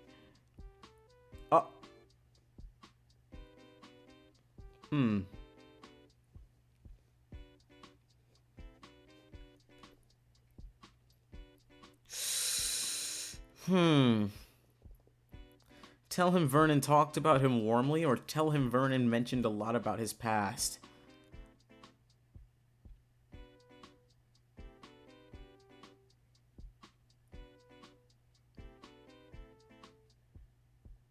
I mean, he didn't necessarily say anything bad about him, so... yeah. Warmly. Can't be going too far into business. Yeah. He talked about you warmly. And he mentioned how the two of you were close when you were kids, but not anymore. Yeah, we were indeed close back then. But now... Vernon also told me that he wished to reconnect with you. He did he? When I was struggling with my business, Vernon was the only one who reached out to me. Back then, Father forbade him to meet me, so our close relationship strained. But behind our father's back, he secretly sent me money to provide me with accommodation and other necessities to live. Oh my god, wow. He even tried to send me $1 million to fund my business, but I refused any large amounts because I feared that our father might catch on and scold him. Oh, wow. Excuse me, 1 second.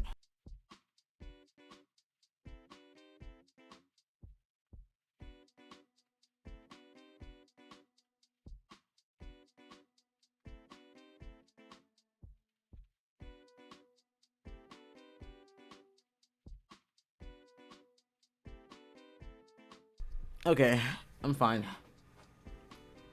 Oh. Even though he helped me, he still didn't understand why I made sacrifices instead of obediently listening to our father. Because we couldn't see eye to eye, I guess I distanced myself from him because I saw him as my father's pawn.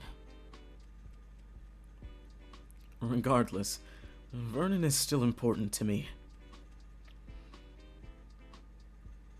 He was the only one who didn't leave me. I know he's a good man. Well, he's always been a good man with a compassionate heart. It sounds like you care about him as much as he cares about you. If I may say my opinion, I think the two of you should go out to get dinner and reconnect again. At the end of the day, I can't deny that I miss my brother.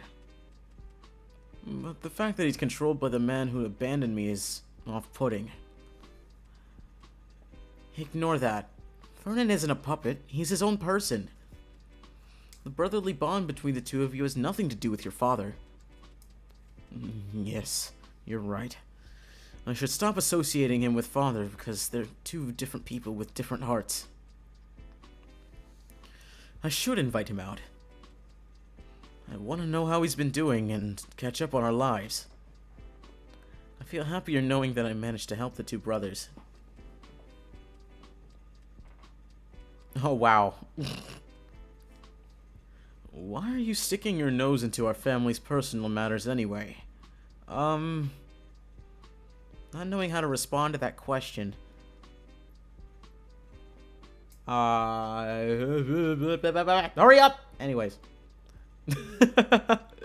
Not knowing how to respond to that question, all that my mouth could utter are strange sounds. I don't mean it in a bad way. In fact, I appreciate it. I'm glad.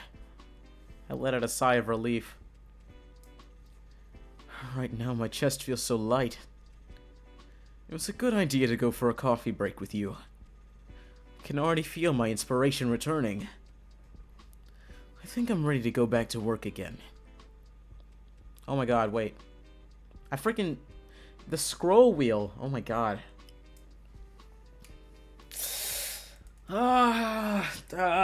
Stop yawning, please. Oh my god. I'm gonna lose my mind. It's only been 2 hours, please.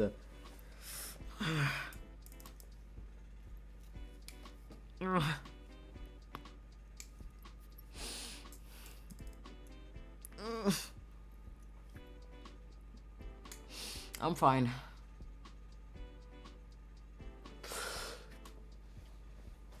There it goes again! There it goes again! Please, I just want to stream. I don't want to keep yawning. Always thinking about work, I see. Your break didn't even last half an hour. Well, I'm always thinking about my job. And so should you if you want to be a model employee. Now that I think about it, you're here sipping on coffee when you should be working. Lunch break has already been over a long time ago. I'd forgotten that he's my boss there for a moment. Don't make that face. I was just kidding. Relax. Mr. Zircon chuckles, making me feel at ease again.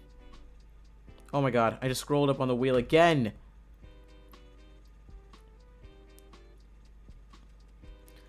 Drinking at a cafe and chatting about our private lives like this feels like we're friends instead of boss and employee.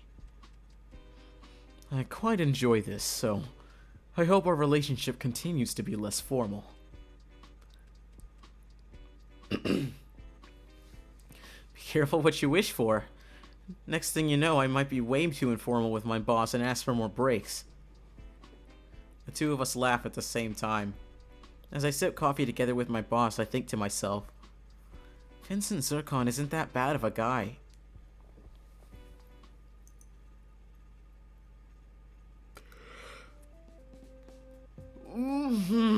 Yawn again. Ugh. God. My eyes are starting to tear up. That's how much I'm fucking yawning. Oh my god.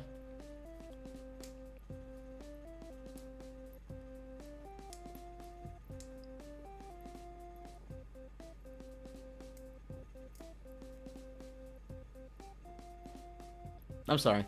I like this music.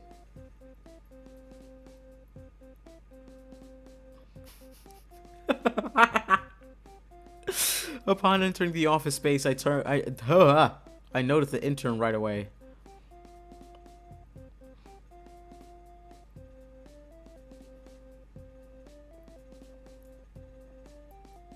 Okay. Okay. Oh wow. Okay. Having some time on my hands before work starts, I decide to strike up a conversation.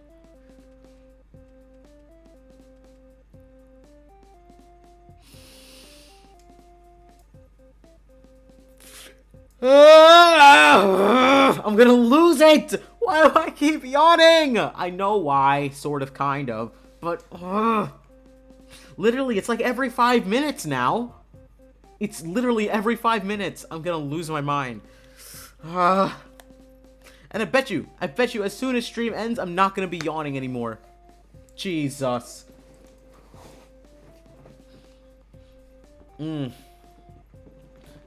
Good morning, Jamie. How are you doing? I'm doing well. Life's been alright, mostly. Jamie grins at me cheerfully. He genuinely seems happy.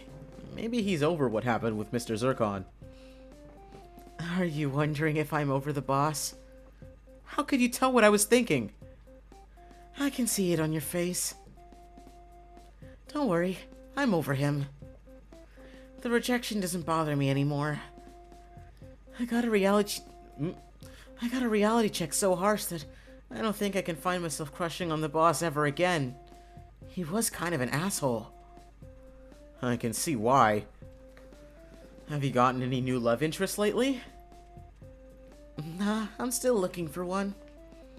Currently, I'm searching for someone who's kind and humble. So, like, the opposite of Mr. Zircon. Oh, if only Larry knew that he had a brother. I mean, fuck. If only Jamie knew that he had a brother. Or maybe he does know. I don't know. He said he did his research. If only he met him. That'd be interesting. I never thought about it, but you're right. I guess subconsciously, I don't ever want to crush on people who act like our boss. Anyway, I do hope I find the perfect gentleman soon. Good luck on your endeavors, I guess. Thanks. I'll keep you updated. Once it's time for work, we both head to our cubicles. I focus on my job and the morning passes by quickly. When I head out the office during lunch hours, I immediately see Vernon standing near the building's exit. Good afternoon. Hey, I've been waiting for you. I personally want to tell you something. What is it? Let's go get some drinks first, shall we? We both have some time on our hands after all. Vernon and I head to the same cafe that we've been visiting. So, what did you want to talk about? Well, I wanted to thank you. All of a sudden? For what? Yesterday, Vincent called me and invited me out for dinner. We had a nice meal together, just the two of us, without our father. It was pleasant having a normal conversation with Vincent again. And I know it all happened thanks to you. You managed to convince Vincent to have dinner with me, didn't you? Oh, well, I only proposed the idea to him. He invited you for dinner because he wanted to. Oh my god. It makes me somewhat happy to hear that the brothers' relationship is slowly mending. Anyway, did you two manage to catch up on each other's lives?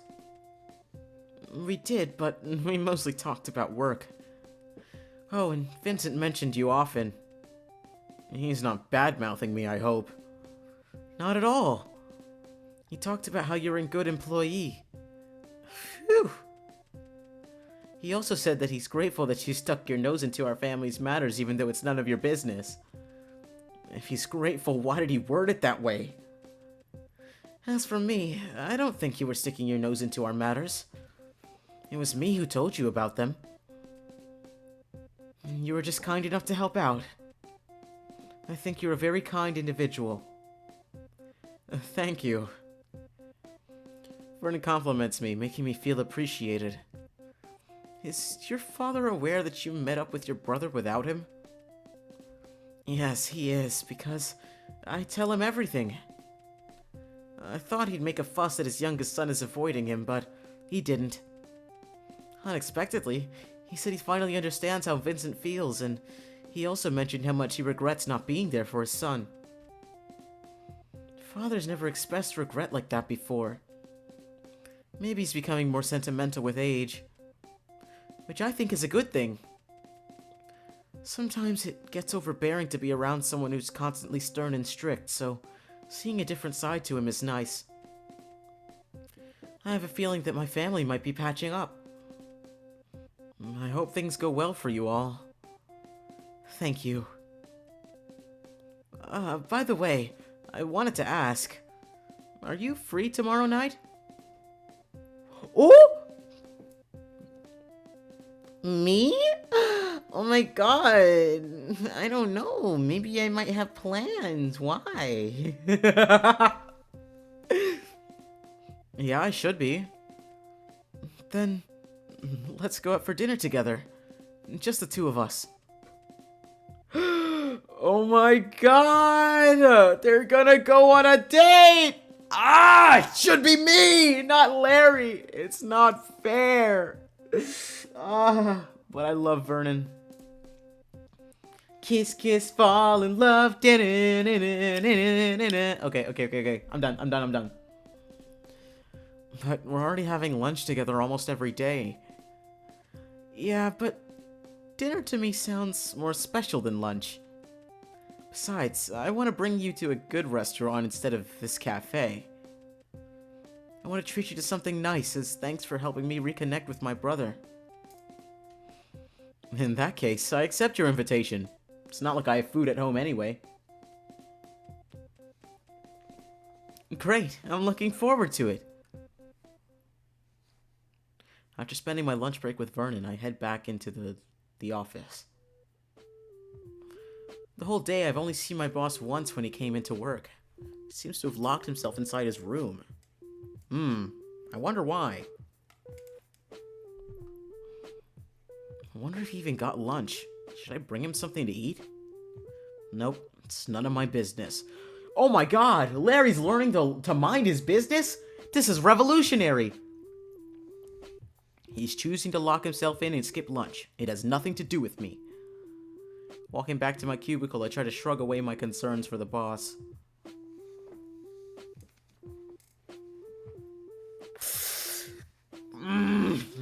Yawn. I'm gonna do something horrible. I want to scream and shout. I'm fine. I end up staying overtime to finish up with work. Everyone in the office space seems to have already left. Except for the general manager. Before I leave the building, I decide to at least greet her before I go. Working overtime? Yeah, something unexpected came up. Before I left the office, I was double-checking some files. Apparently one of the files that journals all the invoices for today was corrupted. It's unfixable, so I created a new file to start over from scratch and document each invoice's details. The boss regularly checks the file every morning, so I want to fix this issue before he finds out. You have to redo everything? That sounds rough. Tell me about it. This is gonna take a few hours at least. Isn't there anyone here who can help you? Well, all the staff except the two of us have already left. I don't feel like I should call them for work after they've already gone home. Besides, this is a simple task, so I can do it myself. You're too considerate. Since I don't have anything else to do, I take a seat right next to her. Let me help you so we can finish things faster. Are you sure? Accounting isn't part of your job, so do you even know how it works? I'm quite familiar with this from my previous job, actually. You just have to copy the details from the invoice and journal them in the file, right? I can do that. It's no problem at all. Well, if you insist, then I'll accept your offer. I don't want to be nice to Larry, but he's helping the girl boss. I'll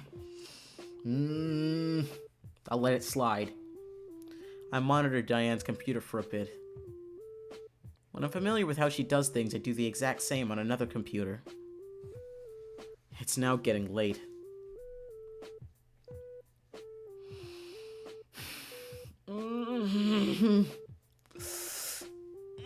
Oh my god, stop yawning. Oh my god. I'm fine. I promise I am. Maybe Larry's on his redemption arc, maybe he's being less and less dumb. Maybe.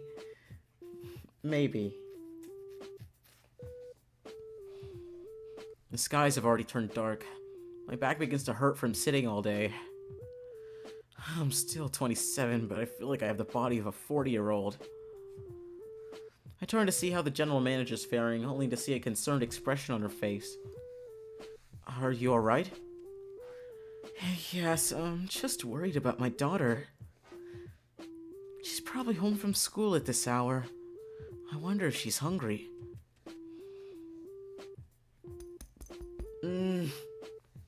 She doesn't know how to order or make food by herself, so I'm concerned about her. Then you should go home now. But the invoices... We're close to being done anyway. Don't worry and leave the rest to me, alright? You should prioritize your daughter. If you say so, then I'll leave it up to you. Under normal circumstances, I wouldn't leave you to do it all by yourself, but I'm more worried about my daughter. You don't have to worry about me. I'll make sure to journal everything correctly. Alright, I trust you. I'll just double-check your work tomorrow morning then.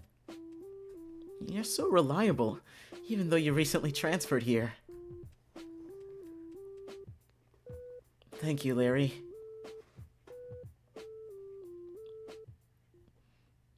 After showing me her gratitude, the general manager packs her up her things before leaving the office. Now alone, I continue to work on the unfinished task. All of a sudden, I hear a door creak open. Crap, I'm not being haunted now that I'm alone in the office, right? Silly Larry, ghosts aren't real! Slowly, I turn to look at the source of the sound. Instead of seeing a ghastly apparition, I spot my boss coming out of his private office.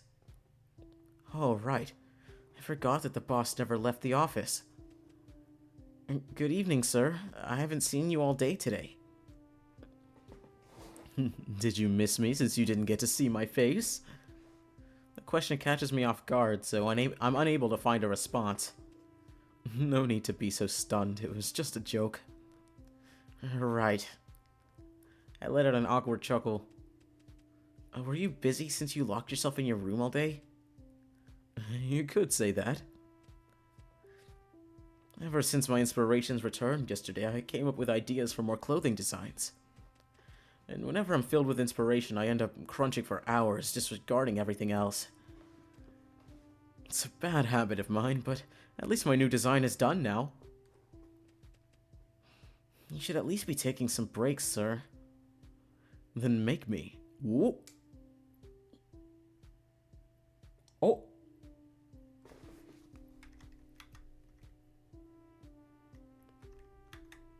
Oh my god. Wait a second. I'd go to HR immediately. I'd go to HR. He's a CEO. He is HR. He is HR. No. Oh my god. I'd go to twitter.com. Hey, it's X now. It's X now. Cancelled. You're fired. I'm sorry.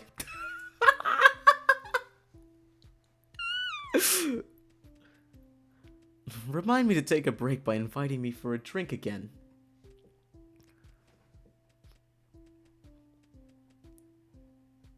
Sure, if that's what you'd like. Why is that becoming my responsibility? But since he's always working himself to the bone, maybe I should? Everyone in the company constantly praises how passionate and hardworking you are. I started to admire you for that too. Seeing you work so hard and be so passionate about your work makes me proud to be the one in charge of selling your products. I'll make sure to do a good job, Mr. Zircon. You can count on me. The boss's eyes widen as he stares at me for a few seconds. You... Regardless of your boss's work ethic, you should still be proud of our products. Are you implying that your productivity is solely reliant on me? That's totally not what I meant, sir. I was just complimenting you. Relax, I know. Realizing that the boss is messing with me again, I let out a sigh. Anyway, what are you doing in the office so late? Well... My employer bends over to check my monitor screen. Why are you looking at client invoices? No, because I would not pick that up.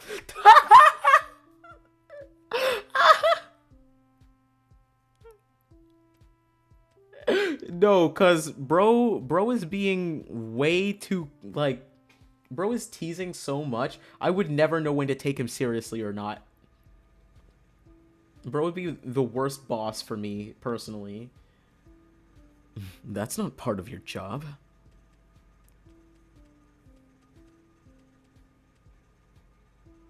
What are you trying to do? I'm just helping Diane out.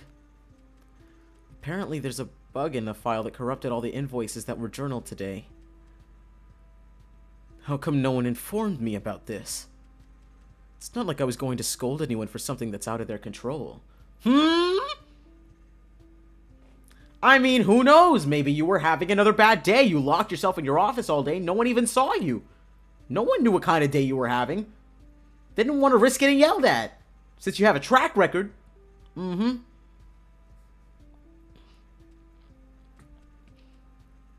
It's probably because a certain someone seems stressed lately, so everyone's on edge to avoid getting scolded.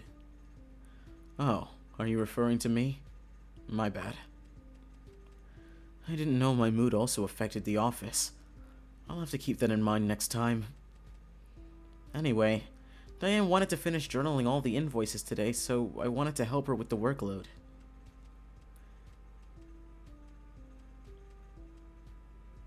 You both are out of your mind. You could have just let the billing clerks handle this tomorrow. It's not as though this is mandatory to get done today. Oh, really? I thought it was important since I heard you check it every morning. It's important, but it's not a priority. I don't understand why you'd willingly take over someone else's responsibility when you're getting nothing in return, though. I just wanted to do a favor for Diane since she looked panicked. A favor? Why would you do a favor for her? Well, I guess it's just nice to help someone out from time to time. Then would you ever do me a favor? You're my boss, of course I would. What if I wasn't your boss? I guess I still would have helped you. You sure are an odd person. No, you're just a sociopath, actually. Okay, I don't want to be on Larry's side, but Vincent, you are a sociopath. You have a personality disorder. You are unwell. Bro's just like, you wouldn't do a completely selfless action? You would actually help someone when you're not getting anything in return? Why would you do that? Like, that is such a fucking apathetic thing to say. Those are the words of someone that has never felt sympathy for a person in their life. Bro does not care about anyone but himself. And maybe his brother.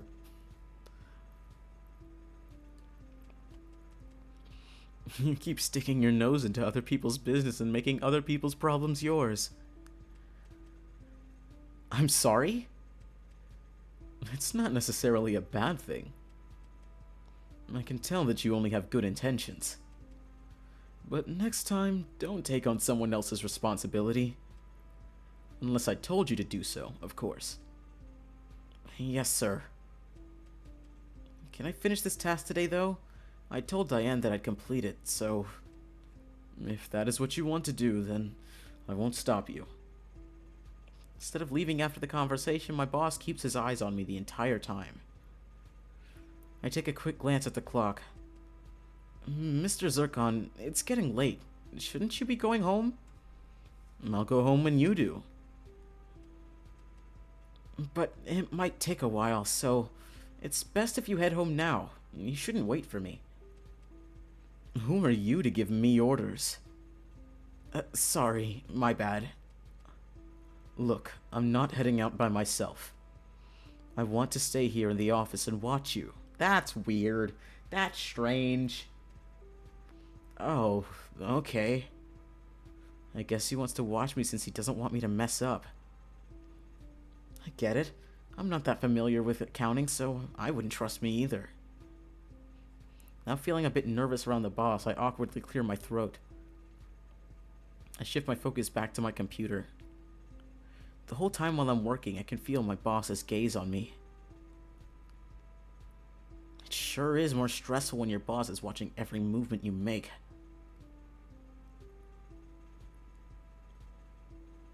Soon enough, I finish journaling all the invoices. Beside me, my boss is still watching over me like a hawk. Are you finished? Yeah, it's all done.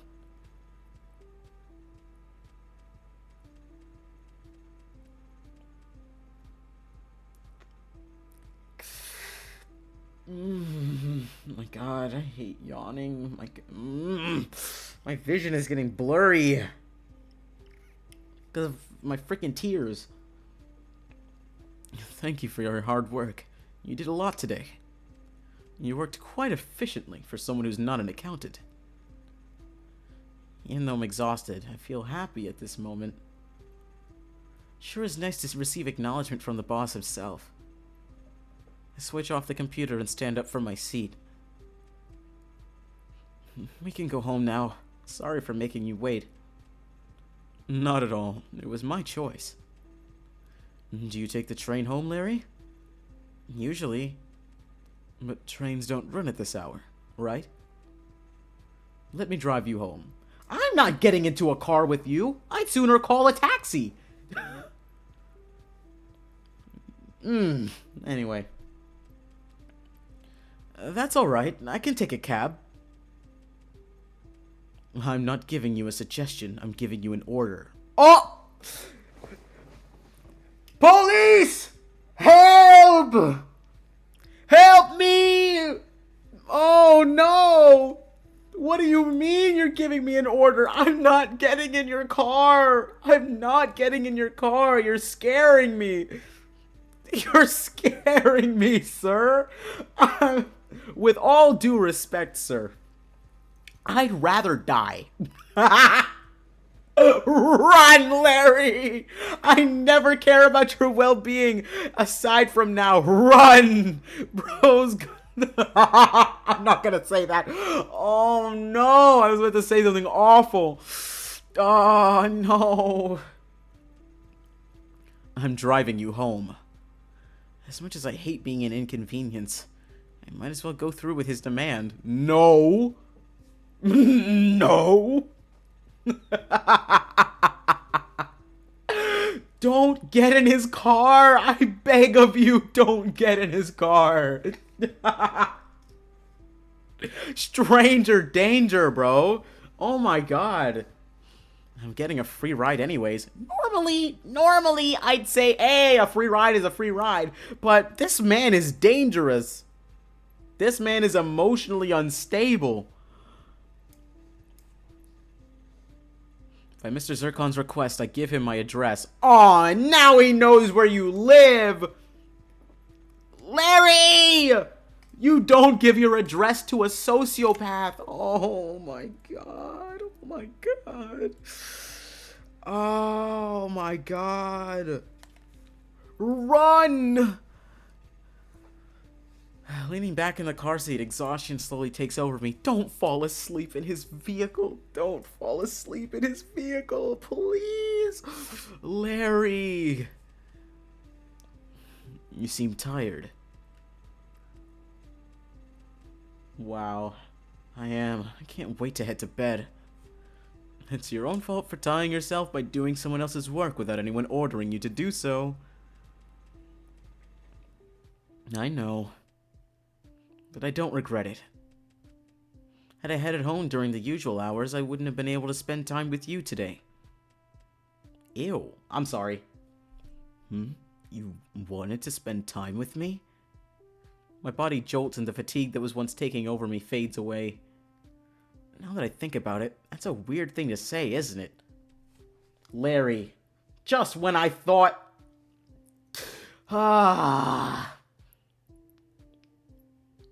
You know what? We're back on the Larry hate train. Just when I thought I was warming up to you. Don't mind what I just said, sir. For a second there, it sounds as though you wanted my attention. He lets out a chuckle, making me even more embarrassed. Oh, wait. What I meant is that I wanted to build a good relationship with my boss. That's all. Right. The smirk on my boss's face makes me regret ever blurting out my thoughts. He's misunderstanding. I really just wanted to build a good work relationship with him, nothing else. I quickly think of something else to change the subject. Is your address far from mine? By about 20 minutes. I kind of feel bad for making you drive all the way there this late into the... Stop it. You're not being a bother. I chose to drive you home, after all. I really don't mind. The car slowly comes to a stop. Uh-oh. Oh. Oh my god. It scared the fuck out of me.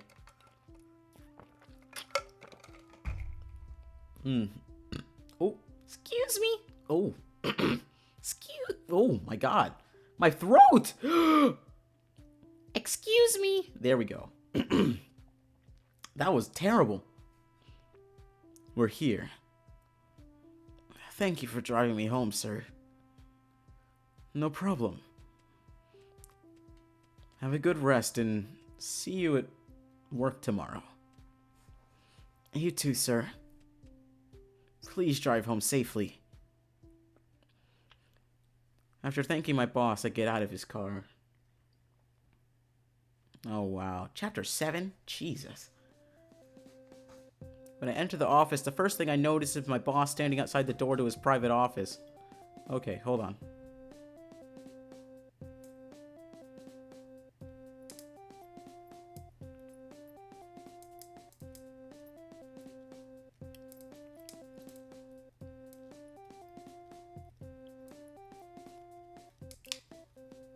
Okay, sorry.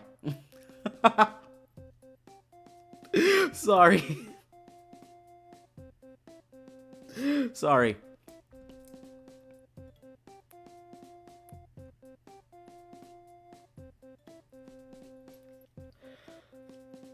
Oh my god. I don't want to keep yawning. Okay. Good morning, sir. Good morning. How are you feeling? Did you sleep well last night? I did. What about you, sir?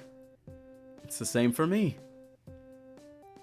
After that short conversation, my boss heads into his office. Huh? Was he waiting outside to greet me before going into his room? No, that can't be. I'm not anyone important. Okay, I don't even know. At this point, Vincent is giving us more attention, and Vernon asked us out on a date. I don't know whose route we're on. I don't even know. Is there an ending where we date both of them? That would be weird. I don't know.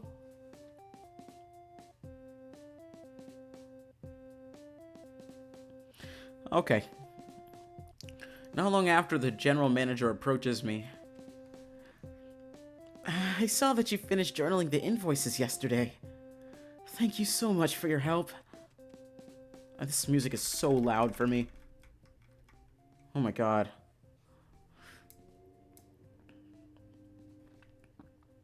You're welcome. I'm just glad that I was able to be useful.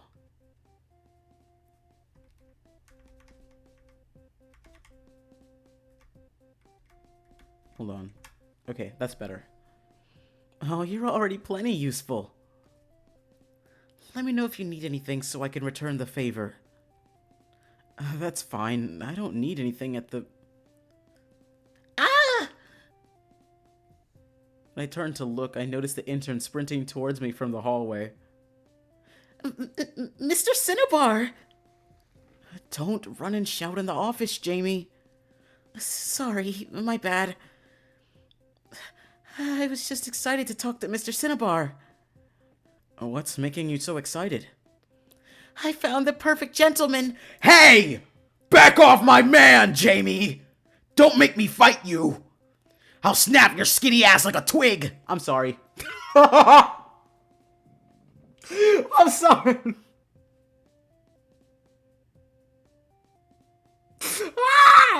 I'm sorry.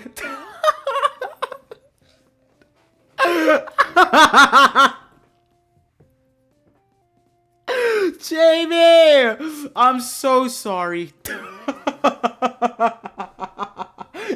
No! No! Please! No, wait, I swear! I swear! Oh, please! Oh, fuck! Okay. Oh, man! No! Please! Oh, man. That's not fair.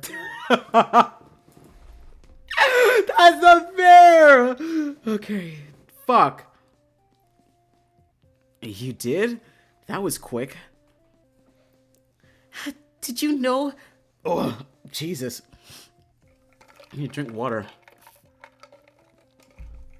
Did you know that our boss has a twin brother? His name is Vernon Zircon. Get this. Vernon Zircon is known to be a kind and gentle CEO. It's confirmed because different employees working for him praise his generosity and humbleness. He's so charismatic and likable that he doesn't have any enemies. He's also known to be compassionate because he donates to different charities every year. He sounds perfect. He's exactly what I'm looking for. Jamie, did you get that off of Google? And you're talking about that you want him? Back up! I'm sorry. You don't know him like I do. I'm sorry. Actually, he's already taken. We're going on a date tonight. I'm sorry. I'm so sorry. I'm so sorry. I'm so sorry. No! No! No! No! No! No! No! No! No! No! No! No! No! No! No! No! No! No! Please, my dignity! Fuck! Oh my god. No! Oh my god. Okay, fine, fine.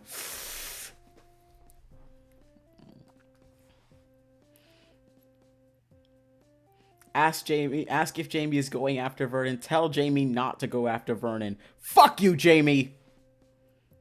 I don't think it's a good idea to go after the boss's brother. Yeah, I'm aware of that. There's no way I'd be able to talk to someone as important as Vernon Zircon. I mean, how do you even approach the CEO of a mining company casually when you have no business with him? Exactly like I did. Aha! Just act like a normal person! Jesus! Bump into him while walking, I guess. That's never going to happen. You'd be surprised, Jamie. What are the odds, huh? Vernon's my friend, but moments like these make me realize that he's not your average person. I don't want to fantasize about someone who I won't be able to get anymore ever since that incident.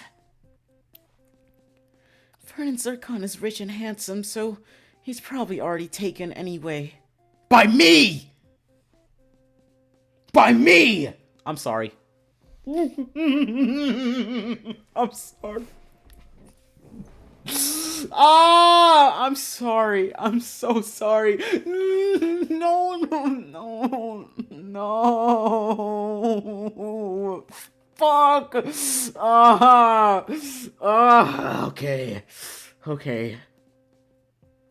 I should have known. I should have known. It's fine. It's fine, guys. It's fine. You can clip all you want.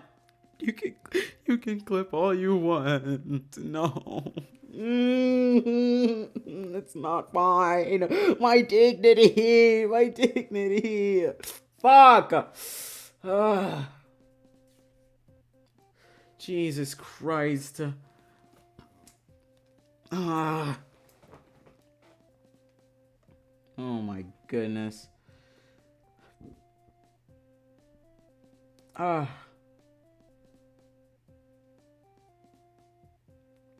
If broad dignity, I wouldn't have anything to clip. Are you sending these in the server? Because I don't see them.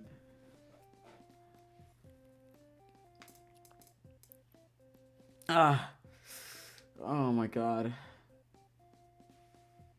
Wow. That's crazy. I'm collecting them to be sent later. Okay. Wow.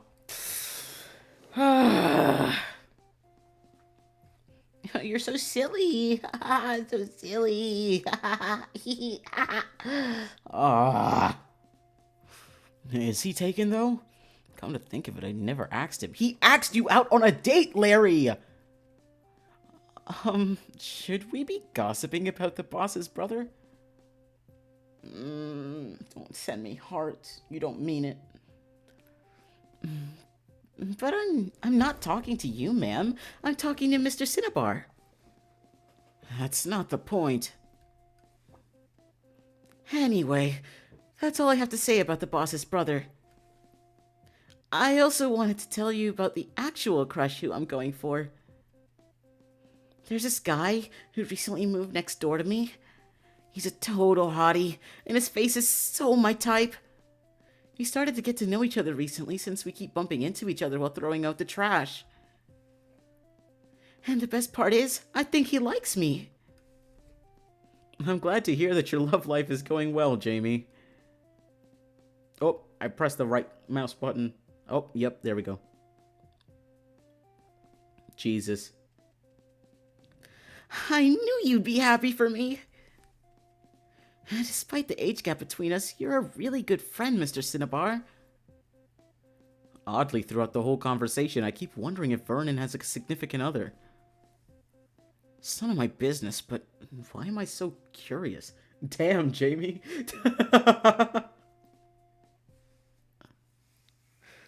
I talked to Jamie and Diane for a bit before going to my cubicle. When I head out of the office during lunch break, it doesn't take me long to see Vernon waiting for me. He waves at me before coming up to me. You came out early today. I rushed outside because I was hungry.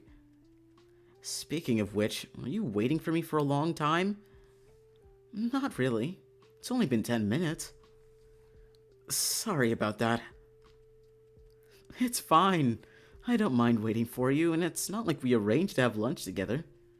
But it might as well be an arrangement, because we keep going to get lunch together almost every day. Yeah, you're right. Let's get going now, shall we?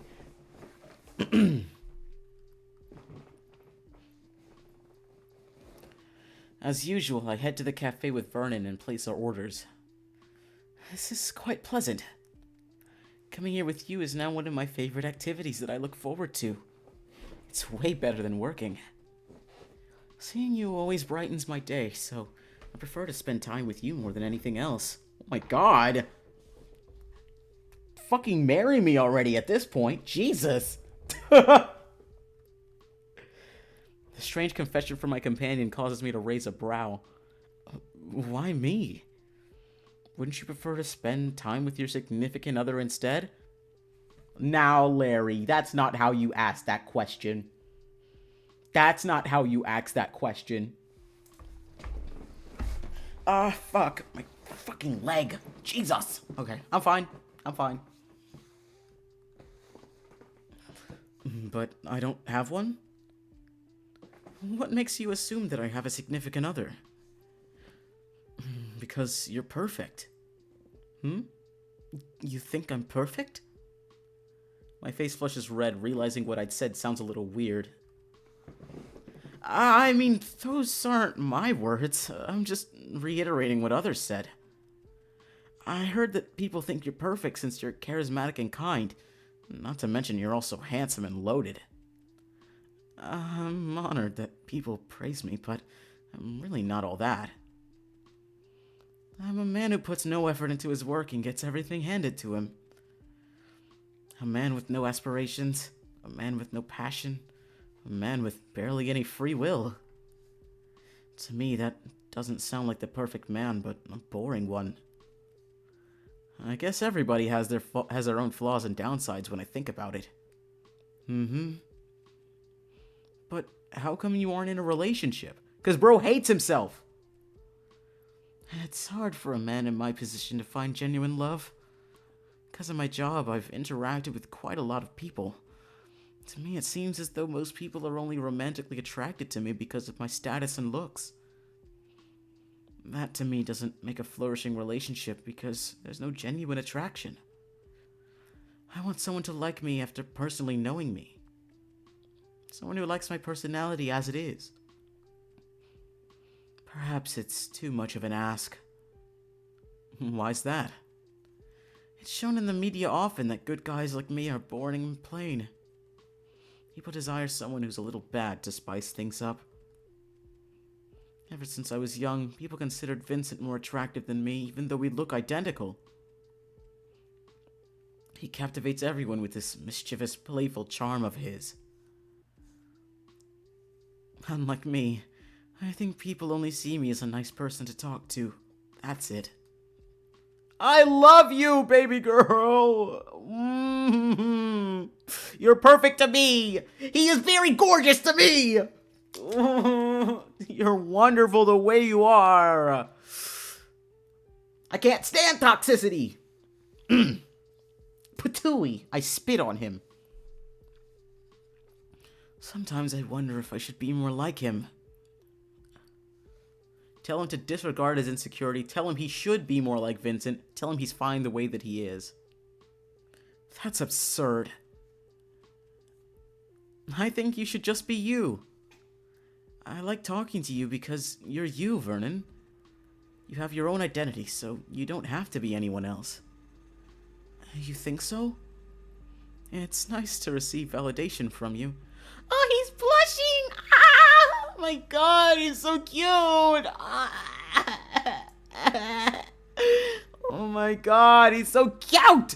I'm fine. My companion's cheeks turn into a shade of pink. Now that I think about it, if I were to date someone, I'd choose someone who I feel comfortable talking to. Vernon keeps his gaze on me for a short while. Take the hint, Larry! Take the hint! Take the hint, or I will! By the way, you'd better eat your food quickly. Lunch break is about to come to an end. Oh, right. I proceed to quickly gobble up my meal.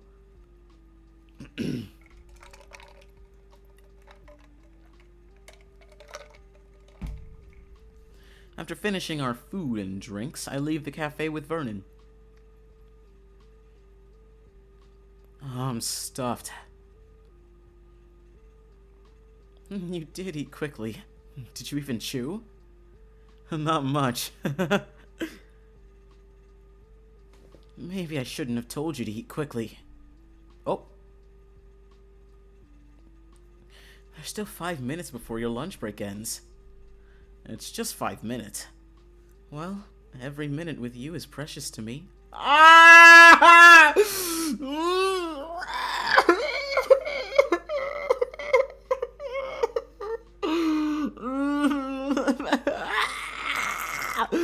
Why can't you be real?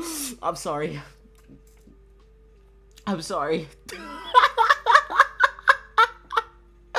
I'm sorry. Don't look at me like that! Don't look at me like that. Don't look at me like that.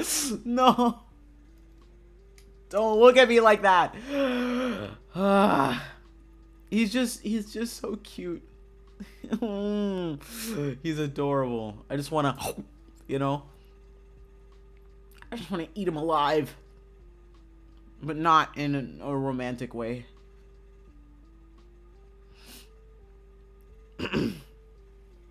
Also not in the cannibalistic way. Just affectionately just gobble him up in one bite.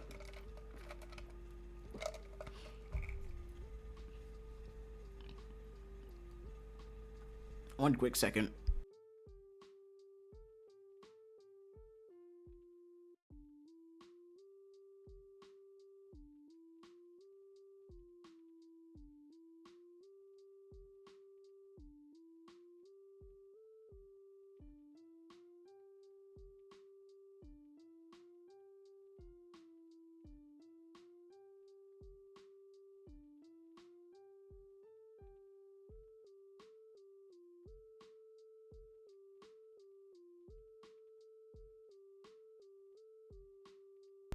Oh, that was so gross. I had to blow my nose. That was so nasty. I don't know why voice acting... Actually, let me look that up. Why does voice acting make my nose stuffy?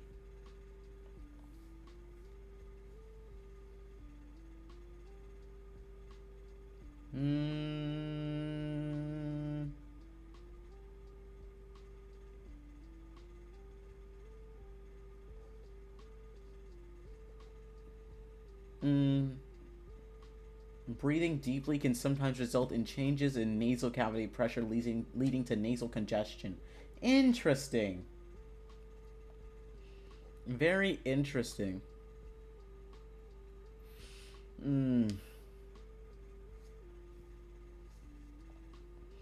Okay.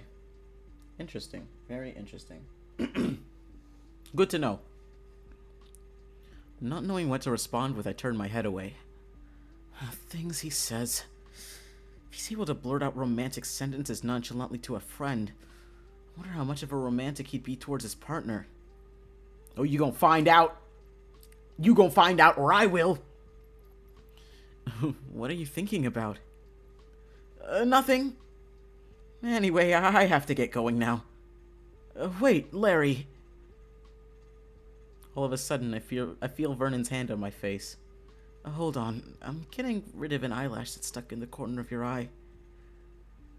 I don't want to poke your eyes, so I'll be gentle. Vernon looks focused as he attempts to brush away the stray eyelash. Having a pretty face up close to mine without any warning is not good for my heart. I try to distract myself to prevent myself from blushing. I could have just gotten rid of that eyelash myself. Why is he doing it for me? Because he loves you.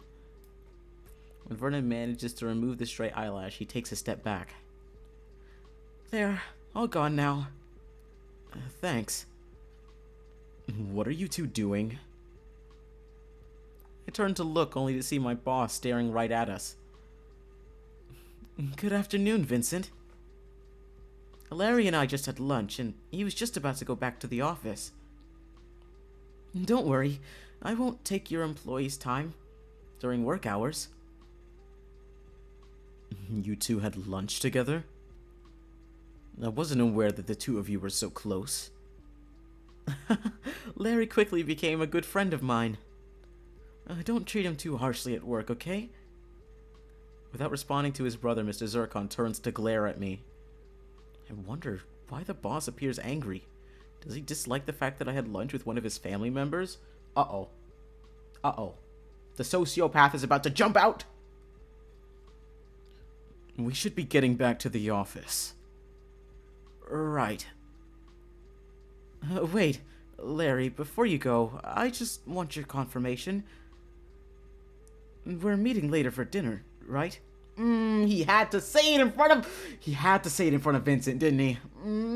Oh, Larry, you better run. You better fucking run. Bro's gonna do something. Yes, I haven't forgotten about that. Then I'll come pick you up right here after work ends. Sounds good to me. Wait a minute. Larry, you're working overtime today. I knew it! I am? Sudden order leaves me perplexed, but it's not like I can refuse my boss's orders. I guess that means our plans are canceled, Vernon. Sorry. It's fine. Work is important after all. We could always get dinner some other day. Sure, I'll look forward to that. Beside me, my boss maintains a stern expression the entire time. Oh no, he's toxic! I mean, I knew that already. I knew that quite well already. But, ooh, it's jumping out, it's making itself known. Are you done now, Larry? Let's head back into the office, now. Okay. Vernon should just kiss Larry now, to be honest. Right! After saying goodbye to my friend, I head back into the office with my boss. Please don't call him into your office. Please don't call him into your office. Please don't call him into your office. Sensing that Mr. Zircon is in a bad mood, I keep my lips sealed. I don't think I have that many tasks to finish. Is the boss mad at me so much that he's making me work overtime? We need to talk in private. Oh no! Oh no! What did I say? I'm in fear. I'm in fear. I'm scared. I'm scared. I'm scared. No, please. Oh. Follow me to my room. Oh no. Yes, sir. A gulp goes down my throat as I follow the boss. Once again, that's not how gulps work. Oh man. We're alone in his office? I don't like that. Even if this was his route, I don't think I'd like that. Inside the private room, I can feel my palms sweating due to nervousness. So, you're friends with my brother? Yes? I was aware that you knew of his existence, but I didn't expect the two of you to be so close.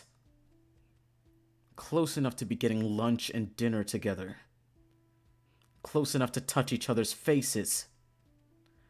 Well, I like spending time with him because he's a good friend. What about me? I blink a couple of times to process the questions. What about you?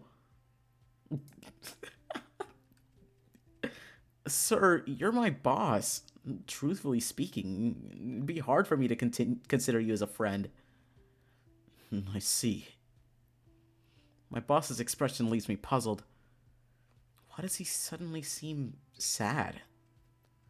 You smiled so brightly when you were with my brother.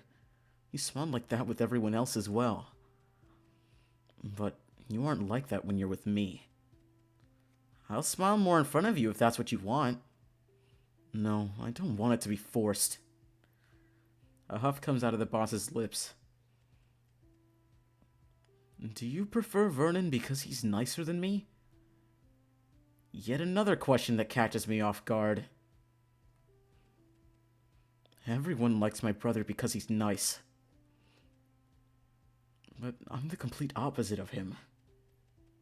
I wonder if I should follow his example and try to be nicer to people. Would you prefer that? Why do you care what I think? Oh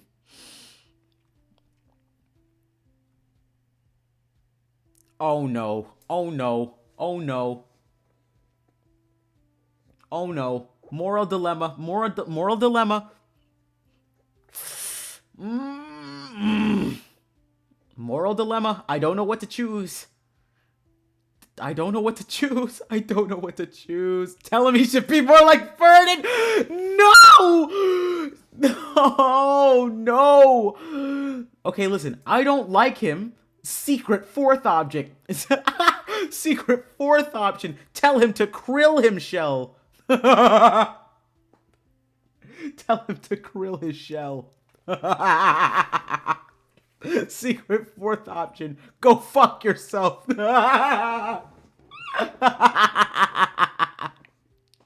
That's terrible. That's terrible. That's terrible. That's terrible. Oh my god. Oh no.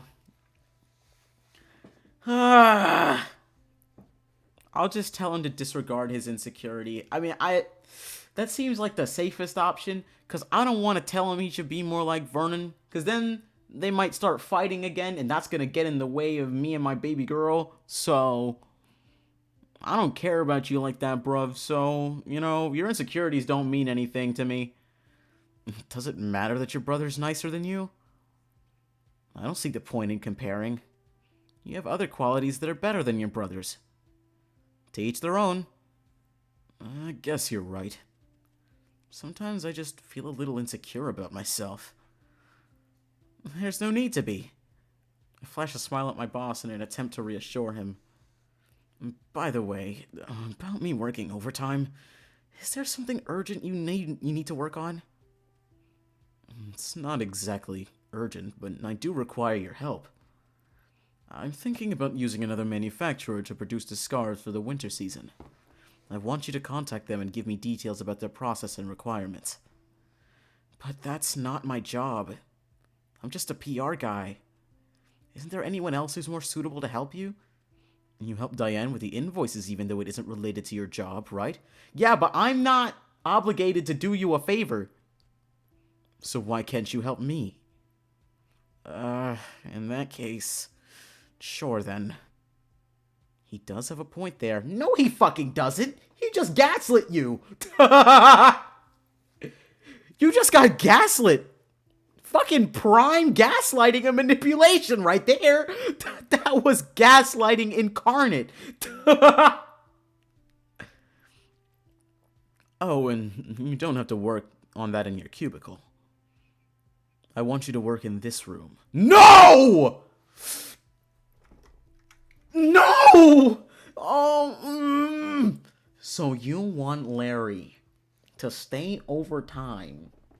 So he doesn't have the trains to go home on, and you have to drive him home. All the while, it's getting dark out. He's supposed to be on a date with your brother, and you have him in your office doing work that isn't his.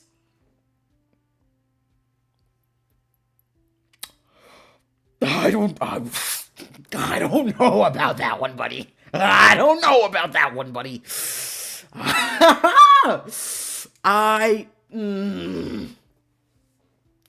This is abuse of power. This is abuse of power. I'd put in my 2 weeks. I would put in my 2 weeks immediately. Oh my god. Wait, what? The boss and I alone in this room? I'm starting to feel like his personal assistant. But I do feel somewhat happy that he entrusts me with this responsibility. Somehow I feel motivated to do the task well to make him proud of me. Oh no. Larry, that's what he wants. That's what he wants. No. Somehow I feel like bro is gonna end up like fucking Juman Han from Mystic Messenger. Gonna end up like one of his bad endings. Gonna end up in a fucking cage. I spend the day working with the boss in his private room. Oh my god.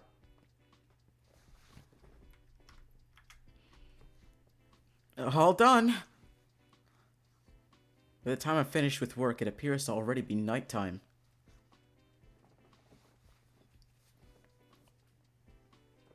Wow. Good work today. Tiredness leaves my body when I hear the boss's praise. No, that's what he wants! That's what he wants! That's what he wants! That's what he wants! Larry, don't fall for it! Don't fall for it, Larry! Come to think of it, this is the first time I spent hours together with the boss since he usually locks himself in this room alone.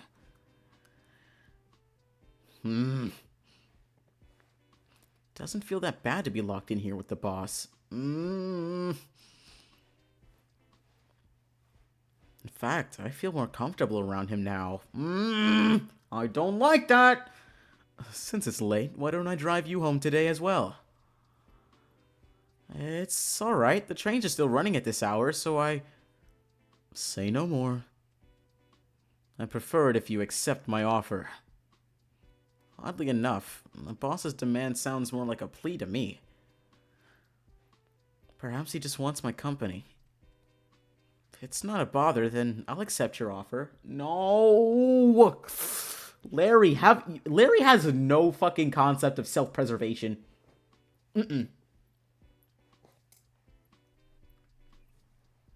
Good. Oh my god. I end up following Mr. Zircon to his car yet again. Since the boss remembers my address, that's not great. I wouldn't like it if the second time someone drove me home, they remembered where I lived. That's kind of weird, champ. I wouldn't like that at all. Since the boss remembers my address, we arrive there within a few minutes. Thank you for driving me home again. If there's anything I can repay you with... No need. It's my duty as a boss to look after my employees.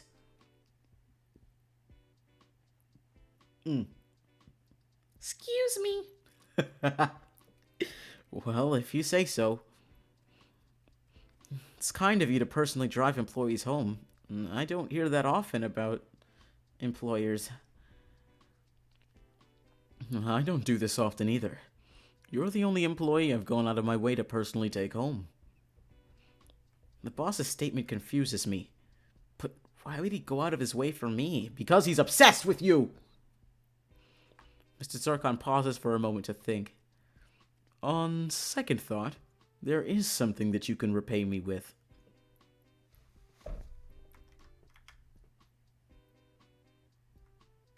What? What? What are you talking about? What are you talking about? No, I don't like it. I don't like it. I don't like it. Oh, man, no.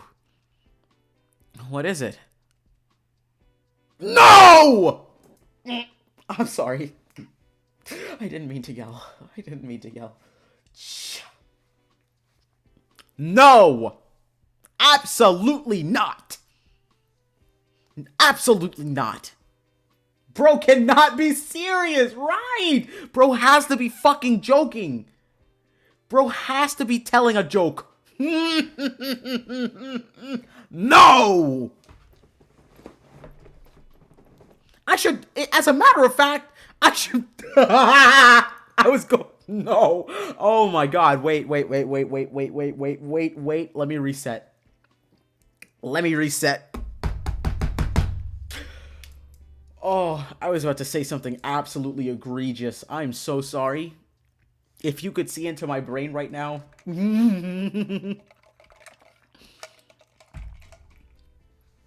Okay. We're fine.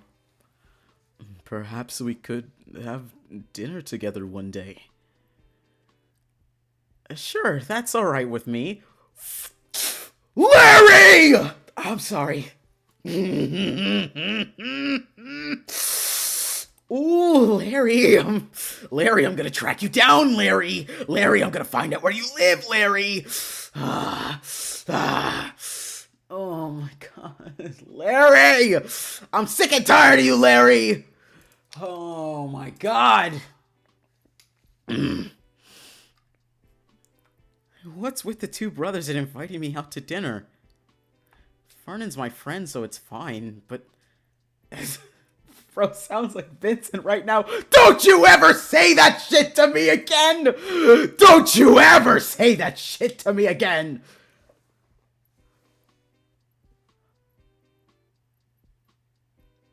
Don't you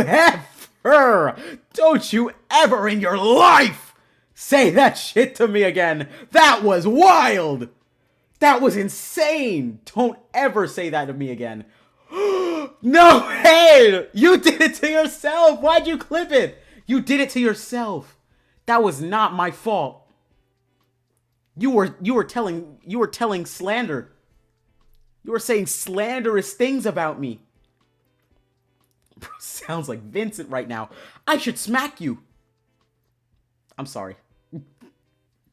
I don't mean that. I don't mean that.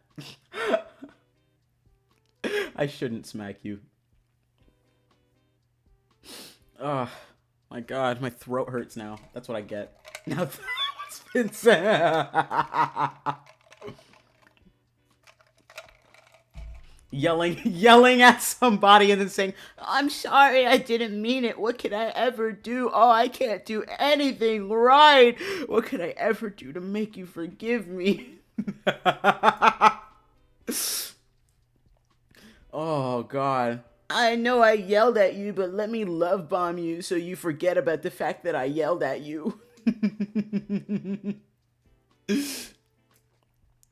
Having dinner alone with my boss feels more formal. Larry? Aren't you getting out of the car yet? Oh, sorry. I'm just lost in my thoughts. I don't mind if you continue to stay with me, but I thought you wanted to go home. Yeah, I'll get out right away. I hear Vincent's chuckle as I close the car door.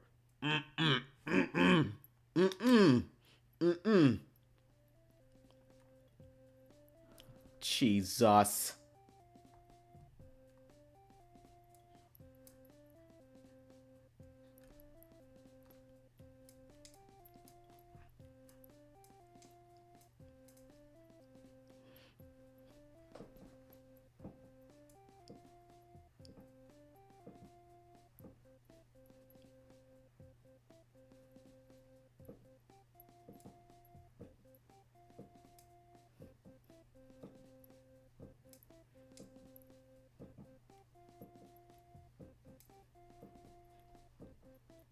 Okay, I'm sorry. I'm sorry. I'm sorry. I went somewhere. Oh, shit. When I enter the office, I notice Diane and Jamie in the middle of a conversation. Since it's still early, I decide to join them. Good morning. Oh, what a coincidence. We were just talking about you. What about me? Well, we all noticed that you stayed inside the boss's private office for hours yesterday. That's never happened before. Usually when he calls someone inside, they'd be back out in no longer than 30 minutes. What were you doing in there for so long? Work, of course. What else? The boss didn't want me to go back to my cubicle, so... I see. You've become close with the boss really quickly. So tell me, do you know the reason why the boss is acting strange lately? He is? You didn't notice? Isn't the boss usually joking around playfully? Lately he seems more serious. What's making him act like that lately, I wonder? Do you perhaps know the reason, Larry?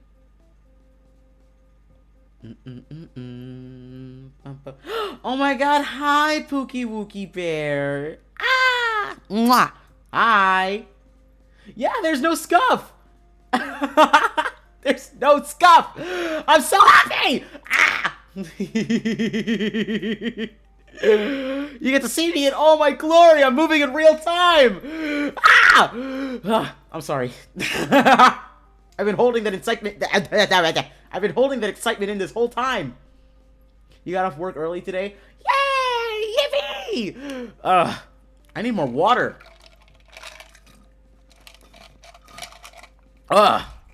Goodness me.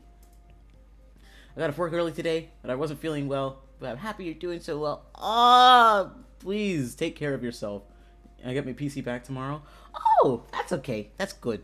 That's wonderful, actually. And my new monitor. Ooh, new setup. Just like me, for real. Just like me. Just like me. Ah. Okay. Might call out tomorrow, so you could play with your new stuff. That's reasonable. Me personally, I can't afford to call out from work just to play with my equipment. But you got that. You got that, buddy.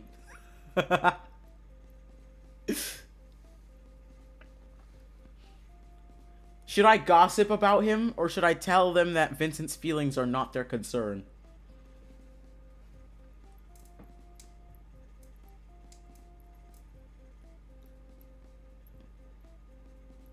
Gossip? Mm-hmm. Don't gossip. Wait, you don't know how much of a sociopath this guy is. You don't know how much of a sociopath this guy is. I want him to suffer. I'm gonna gossip about him. Come to think of it, he's been strangely nice towards me lately. Something's definitely different about the boss. Right? I talked with Diane and Jamie. Befriend the sociopath. No! I talked with Diane and Jamie for a bit before heading to my cubicle.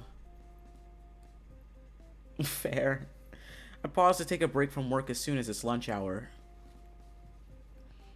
And I'm about to leave the building to get my food. I see my boss standing in the hallway. Are you about to get lunch, sir? No, I'm waiting outside to speak to you. I wanted to tell you that you'll also be working overtime today to help me. Is Bro gonna keep making Larry work overtime so that he can't go on a date with his brother? That's so toxic. This is a fashion company, so, and he's the CEO, so he wears different clothes sometimes. What is your boss? Yakuza without the fucking tattoo. Yeah, he's our boss, and he looks like a homosexual. Ah!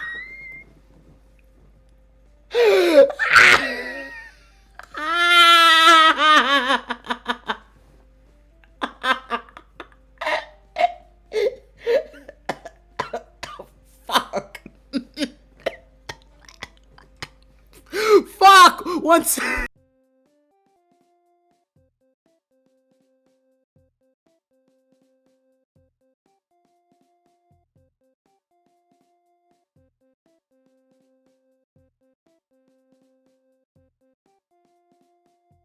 Oh, give me one quick second. I gotta go get more water.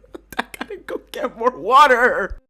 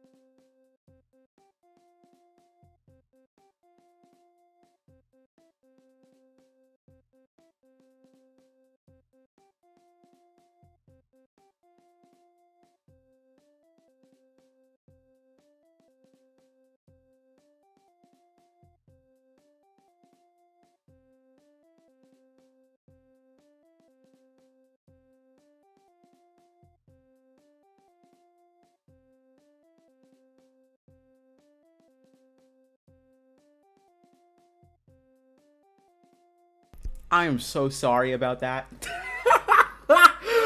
That just about killed my fucking throat. Also what? So man.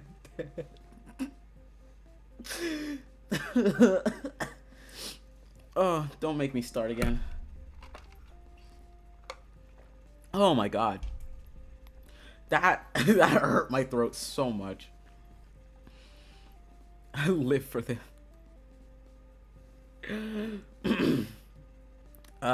Sure.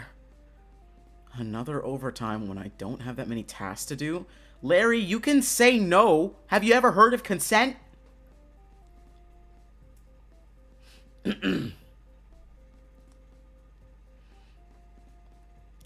No, I've just been screaming and wheezing a lot, and that in general hurts my throat.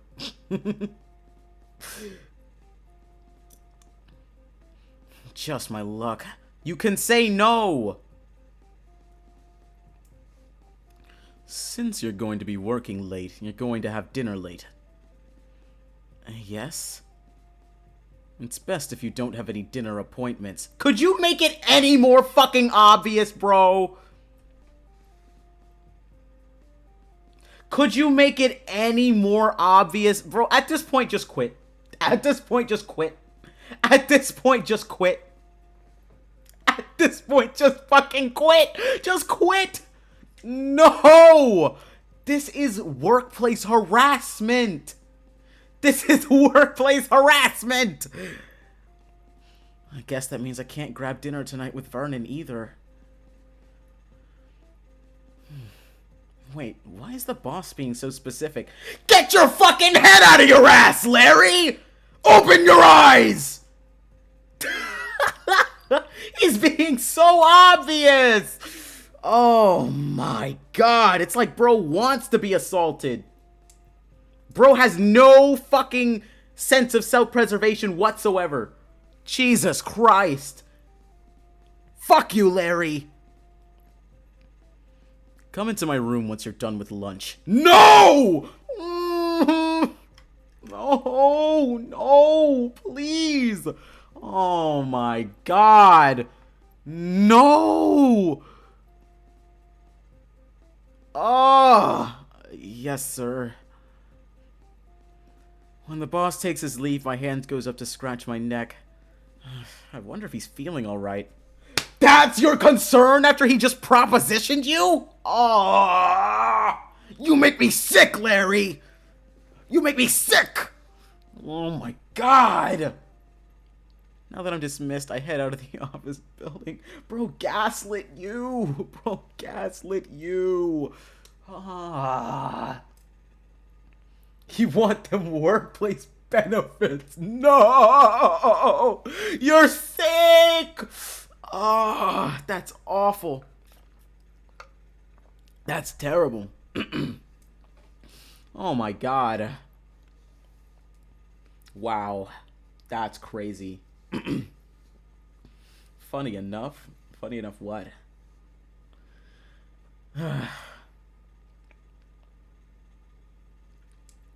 Now that I'm dismissed, I head out of the office building. Oh my god. The lady I was working with earlier, earlier today, I heard horrid stories about. Uh-oh. That's a bad sign. Especially in this context. I don't know if I like that. Outside, I find my friend waiting for me. Hey, so, sorry. Why are you apologizing out of nowhere? I feel bad since dinner plans for today are gonna be canceled as well. What? They look almost exactly alike? Yeah, because they're twins. They're twins. They're twins. The name of this game is My Douchey Boss Has a Gentle Twin Brother. Question mark, exclamation point.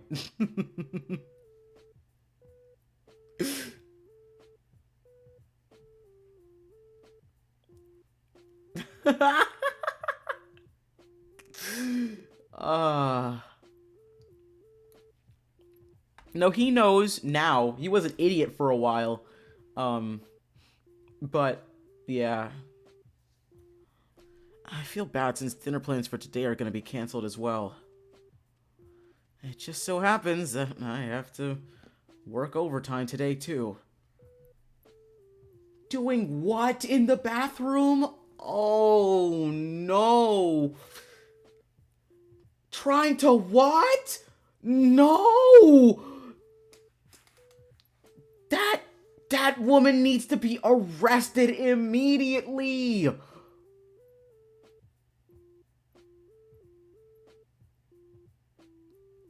Oh, camera! Oh, nah, she's done. She's finished. She's cooked. She's cooked. That's what your dumbass gets. Don't do drugs, kids. Especially not at the workplace. Oh, wow. That's crazy. They caught her red-handed. Oh, man. No way she got away with it. No way. Okay. No, because if she gets away with that, I can do anything. Oh, wow. She's out for the next infraction. Ooh. That's unexpected. I'm sorry that I keep canceling your invites. I understand. Work is important after all. I'll wait until you're less busy. No. Just take him out. Just take him out. Come whisk him away from his responsibilities. They'll let you into the office building. If your ass don't grow a backbone, Vernon, no right! You're finally getting to do something that you want in your life without someone telling you what to do, and you're not grasping it? Vernon. But still, don't be so down. I'm not disappointed. I'm happy as long as we can still have lunch together. My friend reassures me with a smile. Then, shall we get going? Sure. Oh, man. If you don't fight your twin, are you even family? Excuse me? Anyways, if you go back and watch the VOD, you'll find out why, you'll find out what kind of relationship that they actually have. It's not the greatest to begin with, but there's reasons for that. So make sure to watch the VOD, okay? Anyways.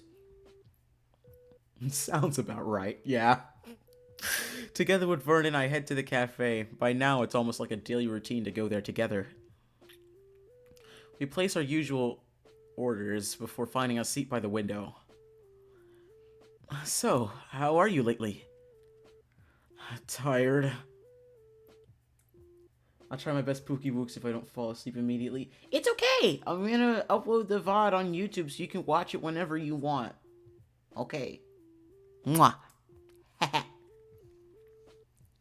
Tired. I'm mentally preparing myself for another day of working overtime. Is my brother pushing you? Do you want me to give him a word? No, I don't want any biased treatment from him because of you. That would feel wrong to me. Anyway, what about you? How's it going for you these days? Yippee! Business is the same as usual. As for my personal matters, maybe it's due to your influence, but I suddenly have aspirations. Lately, I've been thinking about following an old dream of mine. It's strange because I thought I'd given up on it years ago. What's your dream? Vernon shyly averts his gaze.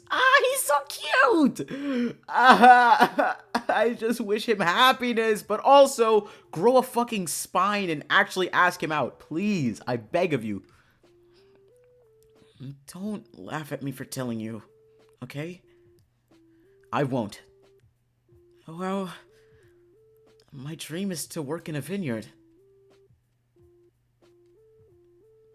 I just want to live in a rural setting. It seems so much more peaceful than my current life. I'm gonna cry. Oh, this poor man. He's been through so much. He's built like he wants to work at a vineyard. / pause. Actually, yeah, honestly. People would probably think I'm taking my privilege for granted for wanting to abandon my father's business to work in a vineyard instead. You're probably thinking that too.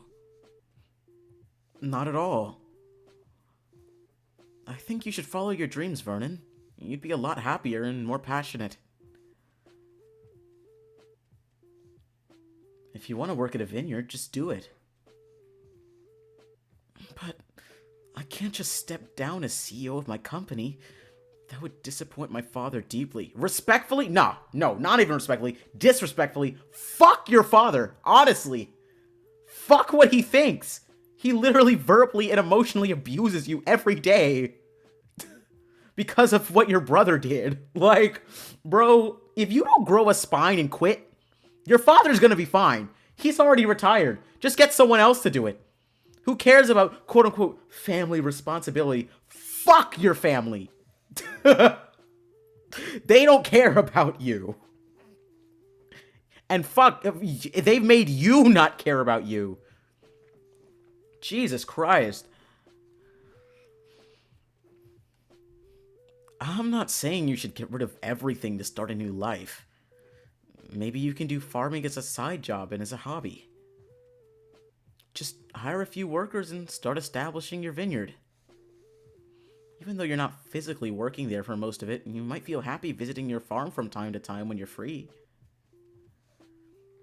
It could work, but my father would probably disagree, saying that I should focus on my work. You're 24 years old, Vernon! You're 24! Fuck your father's opinion! Seeing how against it he was when Vincent decided to follow his passions, it'd probably be the same for me. But you'll never know if you never try. Don't just bow down and listen to your father all the time. You're your own individual, not a puppet. If he were to disagree, you should convince him. Explain to him how you deserve something to make you happy. Vernon takes a moment to think about my idea. You're right. I shouldn't give up and toss away my dreams so easily. I should try to achieve what I want. After work, I'll tell my father about my plans to establish a vineyard. I've been planning my vineyard in my fantasies for years, so I can present a concrete proposal.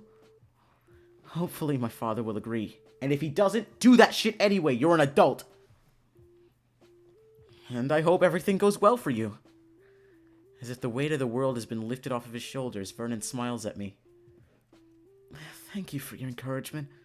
I really needed that. It's nice to finally have hopes and aspirations about something I want. The passion that I'd abandoned years ago. You've reinvigorated that passion within me. I want you to know this, Larry. You're not just a friend to me. You're my strength. Oh my god! I'm gonna cry! That's a marriage proposal is what that is! Just marry each other already! Fuck! Literally, that's a marriage proposal. That's a fucking marriage proposal. Bro, I'm gonna lose my mind. / pause. As corny as his words are, the gratitude in his voice makes me glad that I managed to convince him to do what he's passionate about. All I want is for my friend to be happy. Oh, wow. When I establish my own vineyard, I hope you'll be proud of me. Your validation means the world to me. I'm already proud of you for going out of your comfort zone in an attempt to follow your dreams. Maybe because it's Vernon's influence, but I begin to spout corny sentences as well.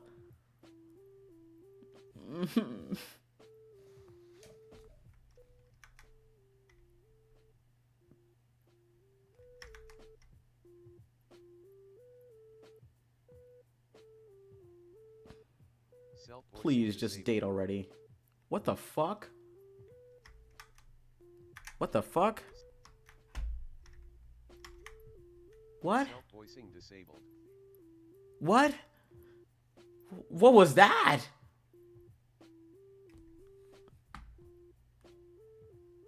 One second. What? What?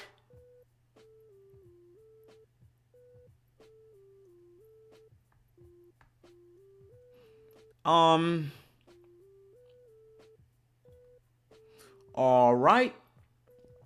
That was weird. That was strange. Let's move on. Let's move on. That was weird. After spending our lunch break together, the two of us leave the cafe. It's time to get back to work. I wish I could spend more time with you. Less than an hour a day isn't sufficient for me. Sometimes I wonder if I should snatch you away from work, but you wouldn't like that, would you?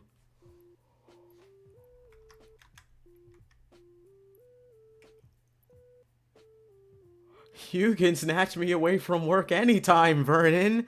If you actually had the balls to do it. Oh my god. Vernon, just do it. Just do it. Just do it. Your brother's crazy. Your brother's a sociopath. He's not gonna let Larry leave. Huh?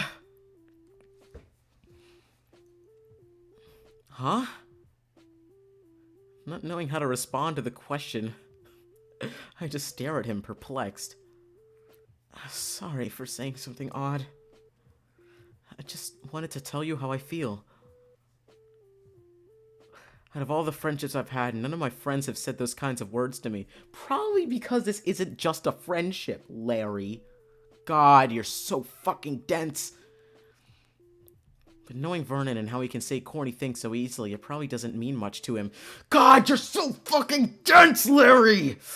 You're so fucking dense, Larry!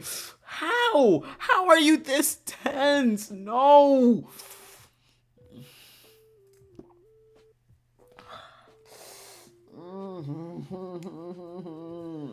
I'm fine. Everything's normal. Everything's fine. I'm fine. Gotta call it soon. Okay. Oh shit, we've almost been going for 4 hours. Wow. Sheesh. That was bad. Sheesh. There we go. It's almost been 4 hours. Yeah, that's wild. Where did the time go? Knowing Vernon and how he gets to that probably doesn't mean much to him. Anyway, I should be heading back now. See you next time. Bye. Even as Vernon leaves, his strange words still linger in my mind. I wonder if I should tell him to be careful with his words because they can come across as misleading. Maybe you should ask him for his phone number. How about that? Just me? Okay. I shrugged my thoughts away before going back into the office. As the boss had requested, I enter his private office straight after I'm done with lunch. Where did you go? To get lunch, as always. Vincent's brow furrows as he keeps his intimidating gaze on me. Earlier, I saw you with my brother outside. Do you really have to get lunch with him every single day? I don't see how that's any of your concern, sir. Well, Vernon's my friend, so... A friend? Isn't it odd to befriend your boss's older brother? What do you want from him? A job at his mining company? Is working here not sufficient for you? I wasn't trying to get a job from him. Then what do you want from him? The accusations start to bother me. No, because, bro, relax. I don't understand why the boss would be so confrontational about something so minor. All I'm doing is spending lunch break with a friend. Does it bother you that much that I'm friends with a family member of yours? Am I not allowed to befriend whoever I want? Or is it within company policy for you to control my friendships? The expression on my boss's face softens as he shakes his head. I'm sorry for suddenly raising my voice at you. I shouldn't have. Your personal life shouldn't be of concern to me, and I have no right to interfere. You can be friends with whoever you want. Even though the boss is no longer angry, I can sense that he's still feeling troubled. Oh, bro, you need a therapist is what you need. Since I'm just an employee, I feel like it's not my place to ask. So, what am I supposed to be helping you with today? Nothing. But I thought I'm working overtime? Yes, and I don't need your help. What? That doesn't make sense. Why is the boss being confusing? Then, what will I be doing? I'm going to work, and you're going to watch me, and keep me company.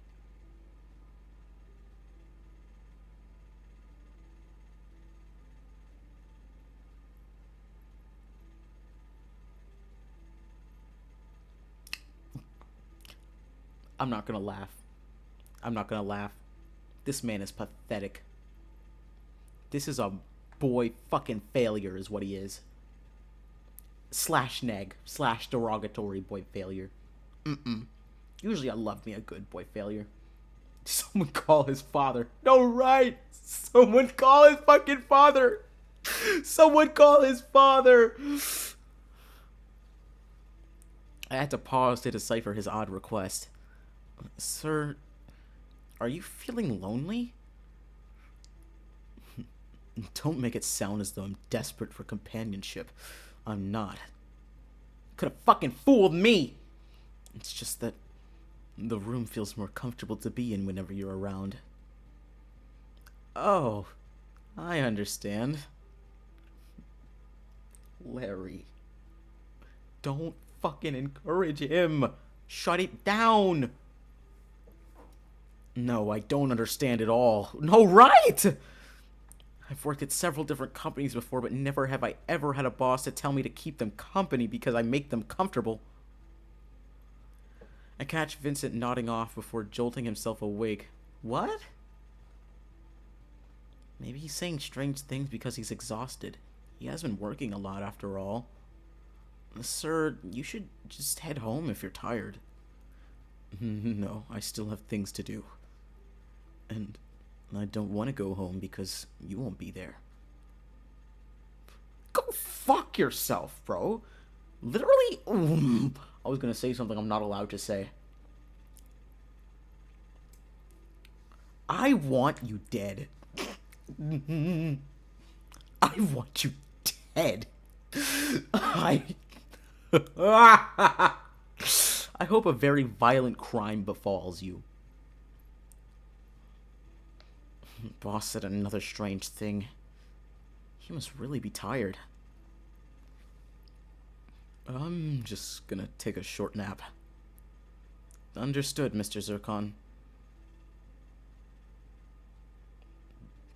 Don't call me that. Call me by my first name from now on. No! No, I don't think I will! But you're my boss. Is it really okay? Why are you asking? I already gave you my permission. Besides, you call my brother by his first name, so why can't you do that with me? Okay, that's what you want, Vincent. Hearing his name being called out, he smiles at me. Then he leans on his desk before eventually falling asleep. You know what I think it is? What do you think it is? What do you think it is?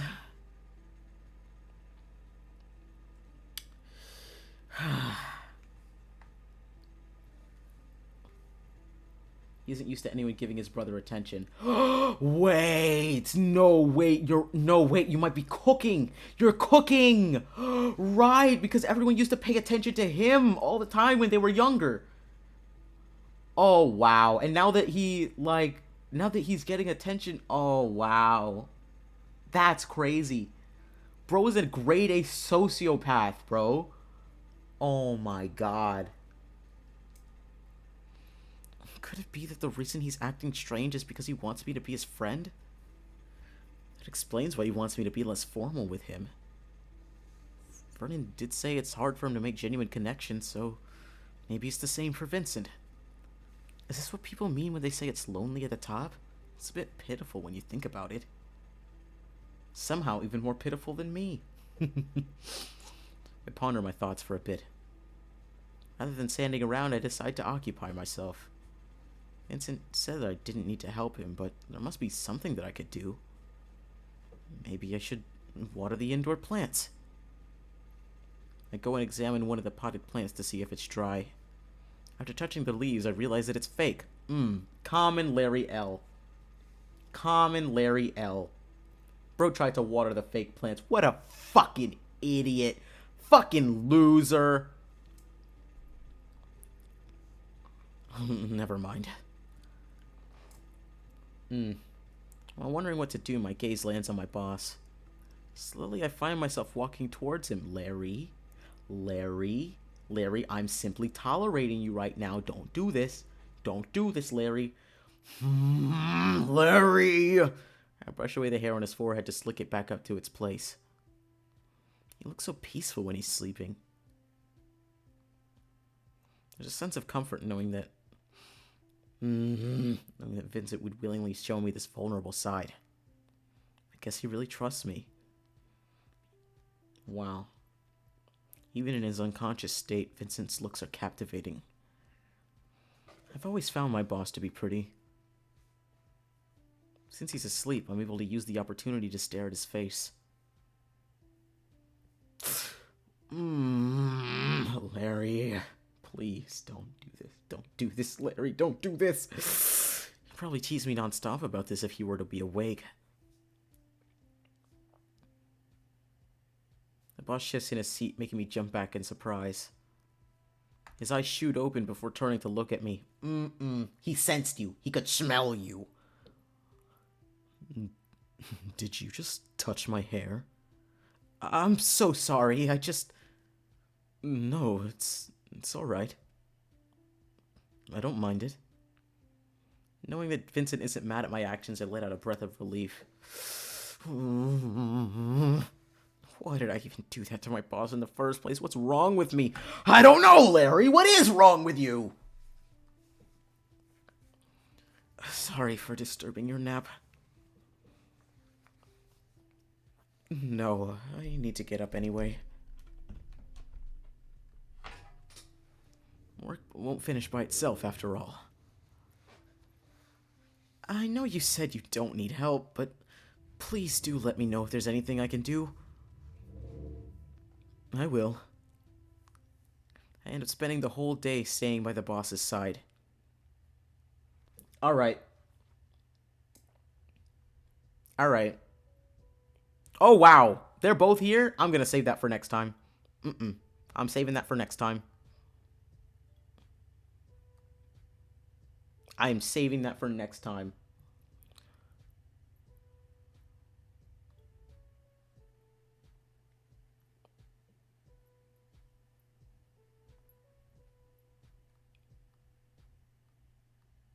Alright.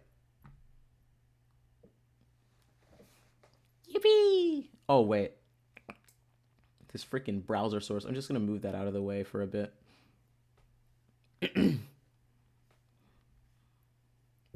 Just fucking... I just fucking... Okay. Yippee! Okay. So, a lot happened. A lot happened today. A lot fucking happened. Oh, wow. Excuse... Ooh, Jesus! Wait, hold on.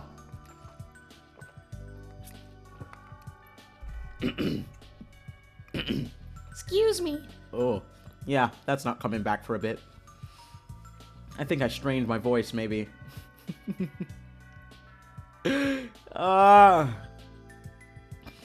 Yeah. But a lot happened.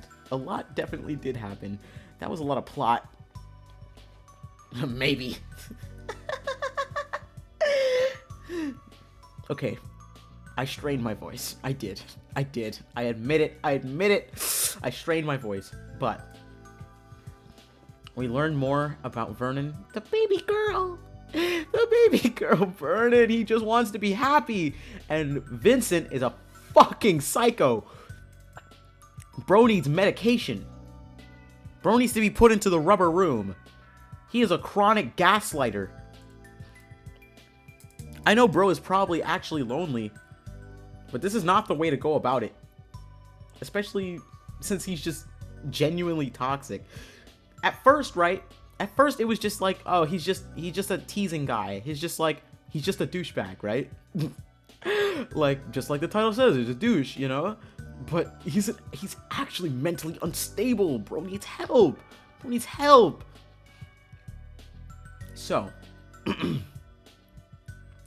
it's been 4 hours. I did not expect to go on for 4 hours. That is absolutely insane. I was not expecting to go for 4 fucking hours. But I'm not tired. Surprisingly, I'm not tired. I didn't even feel the time go. And I haven't yawned in a while, which is strange. Very strange. But we're gonna continue / finish. I don't even know. I don't know. We're on chapter 9 now. I don't know how many chapters are in this damn game. And it doesn't seem like we're getting any closer to the ending. So, this is a lot of content for a free game, honestly. This is a lot of fucking content. So, I'm gonna call it. It's been almost 4 hours. And it's gonna take a long time for me to upload this VOD because it's so long. But I hope you had a good time. I had a good time. Okay, bye-bye, night-night. Mwah. Alright. And with that, we're done. It's over. Ah! You just throw those at me. How dare you? Anyways. Take care. Bye-bye.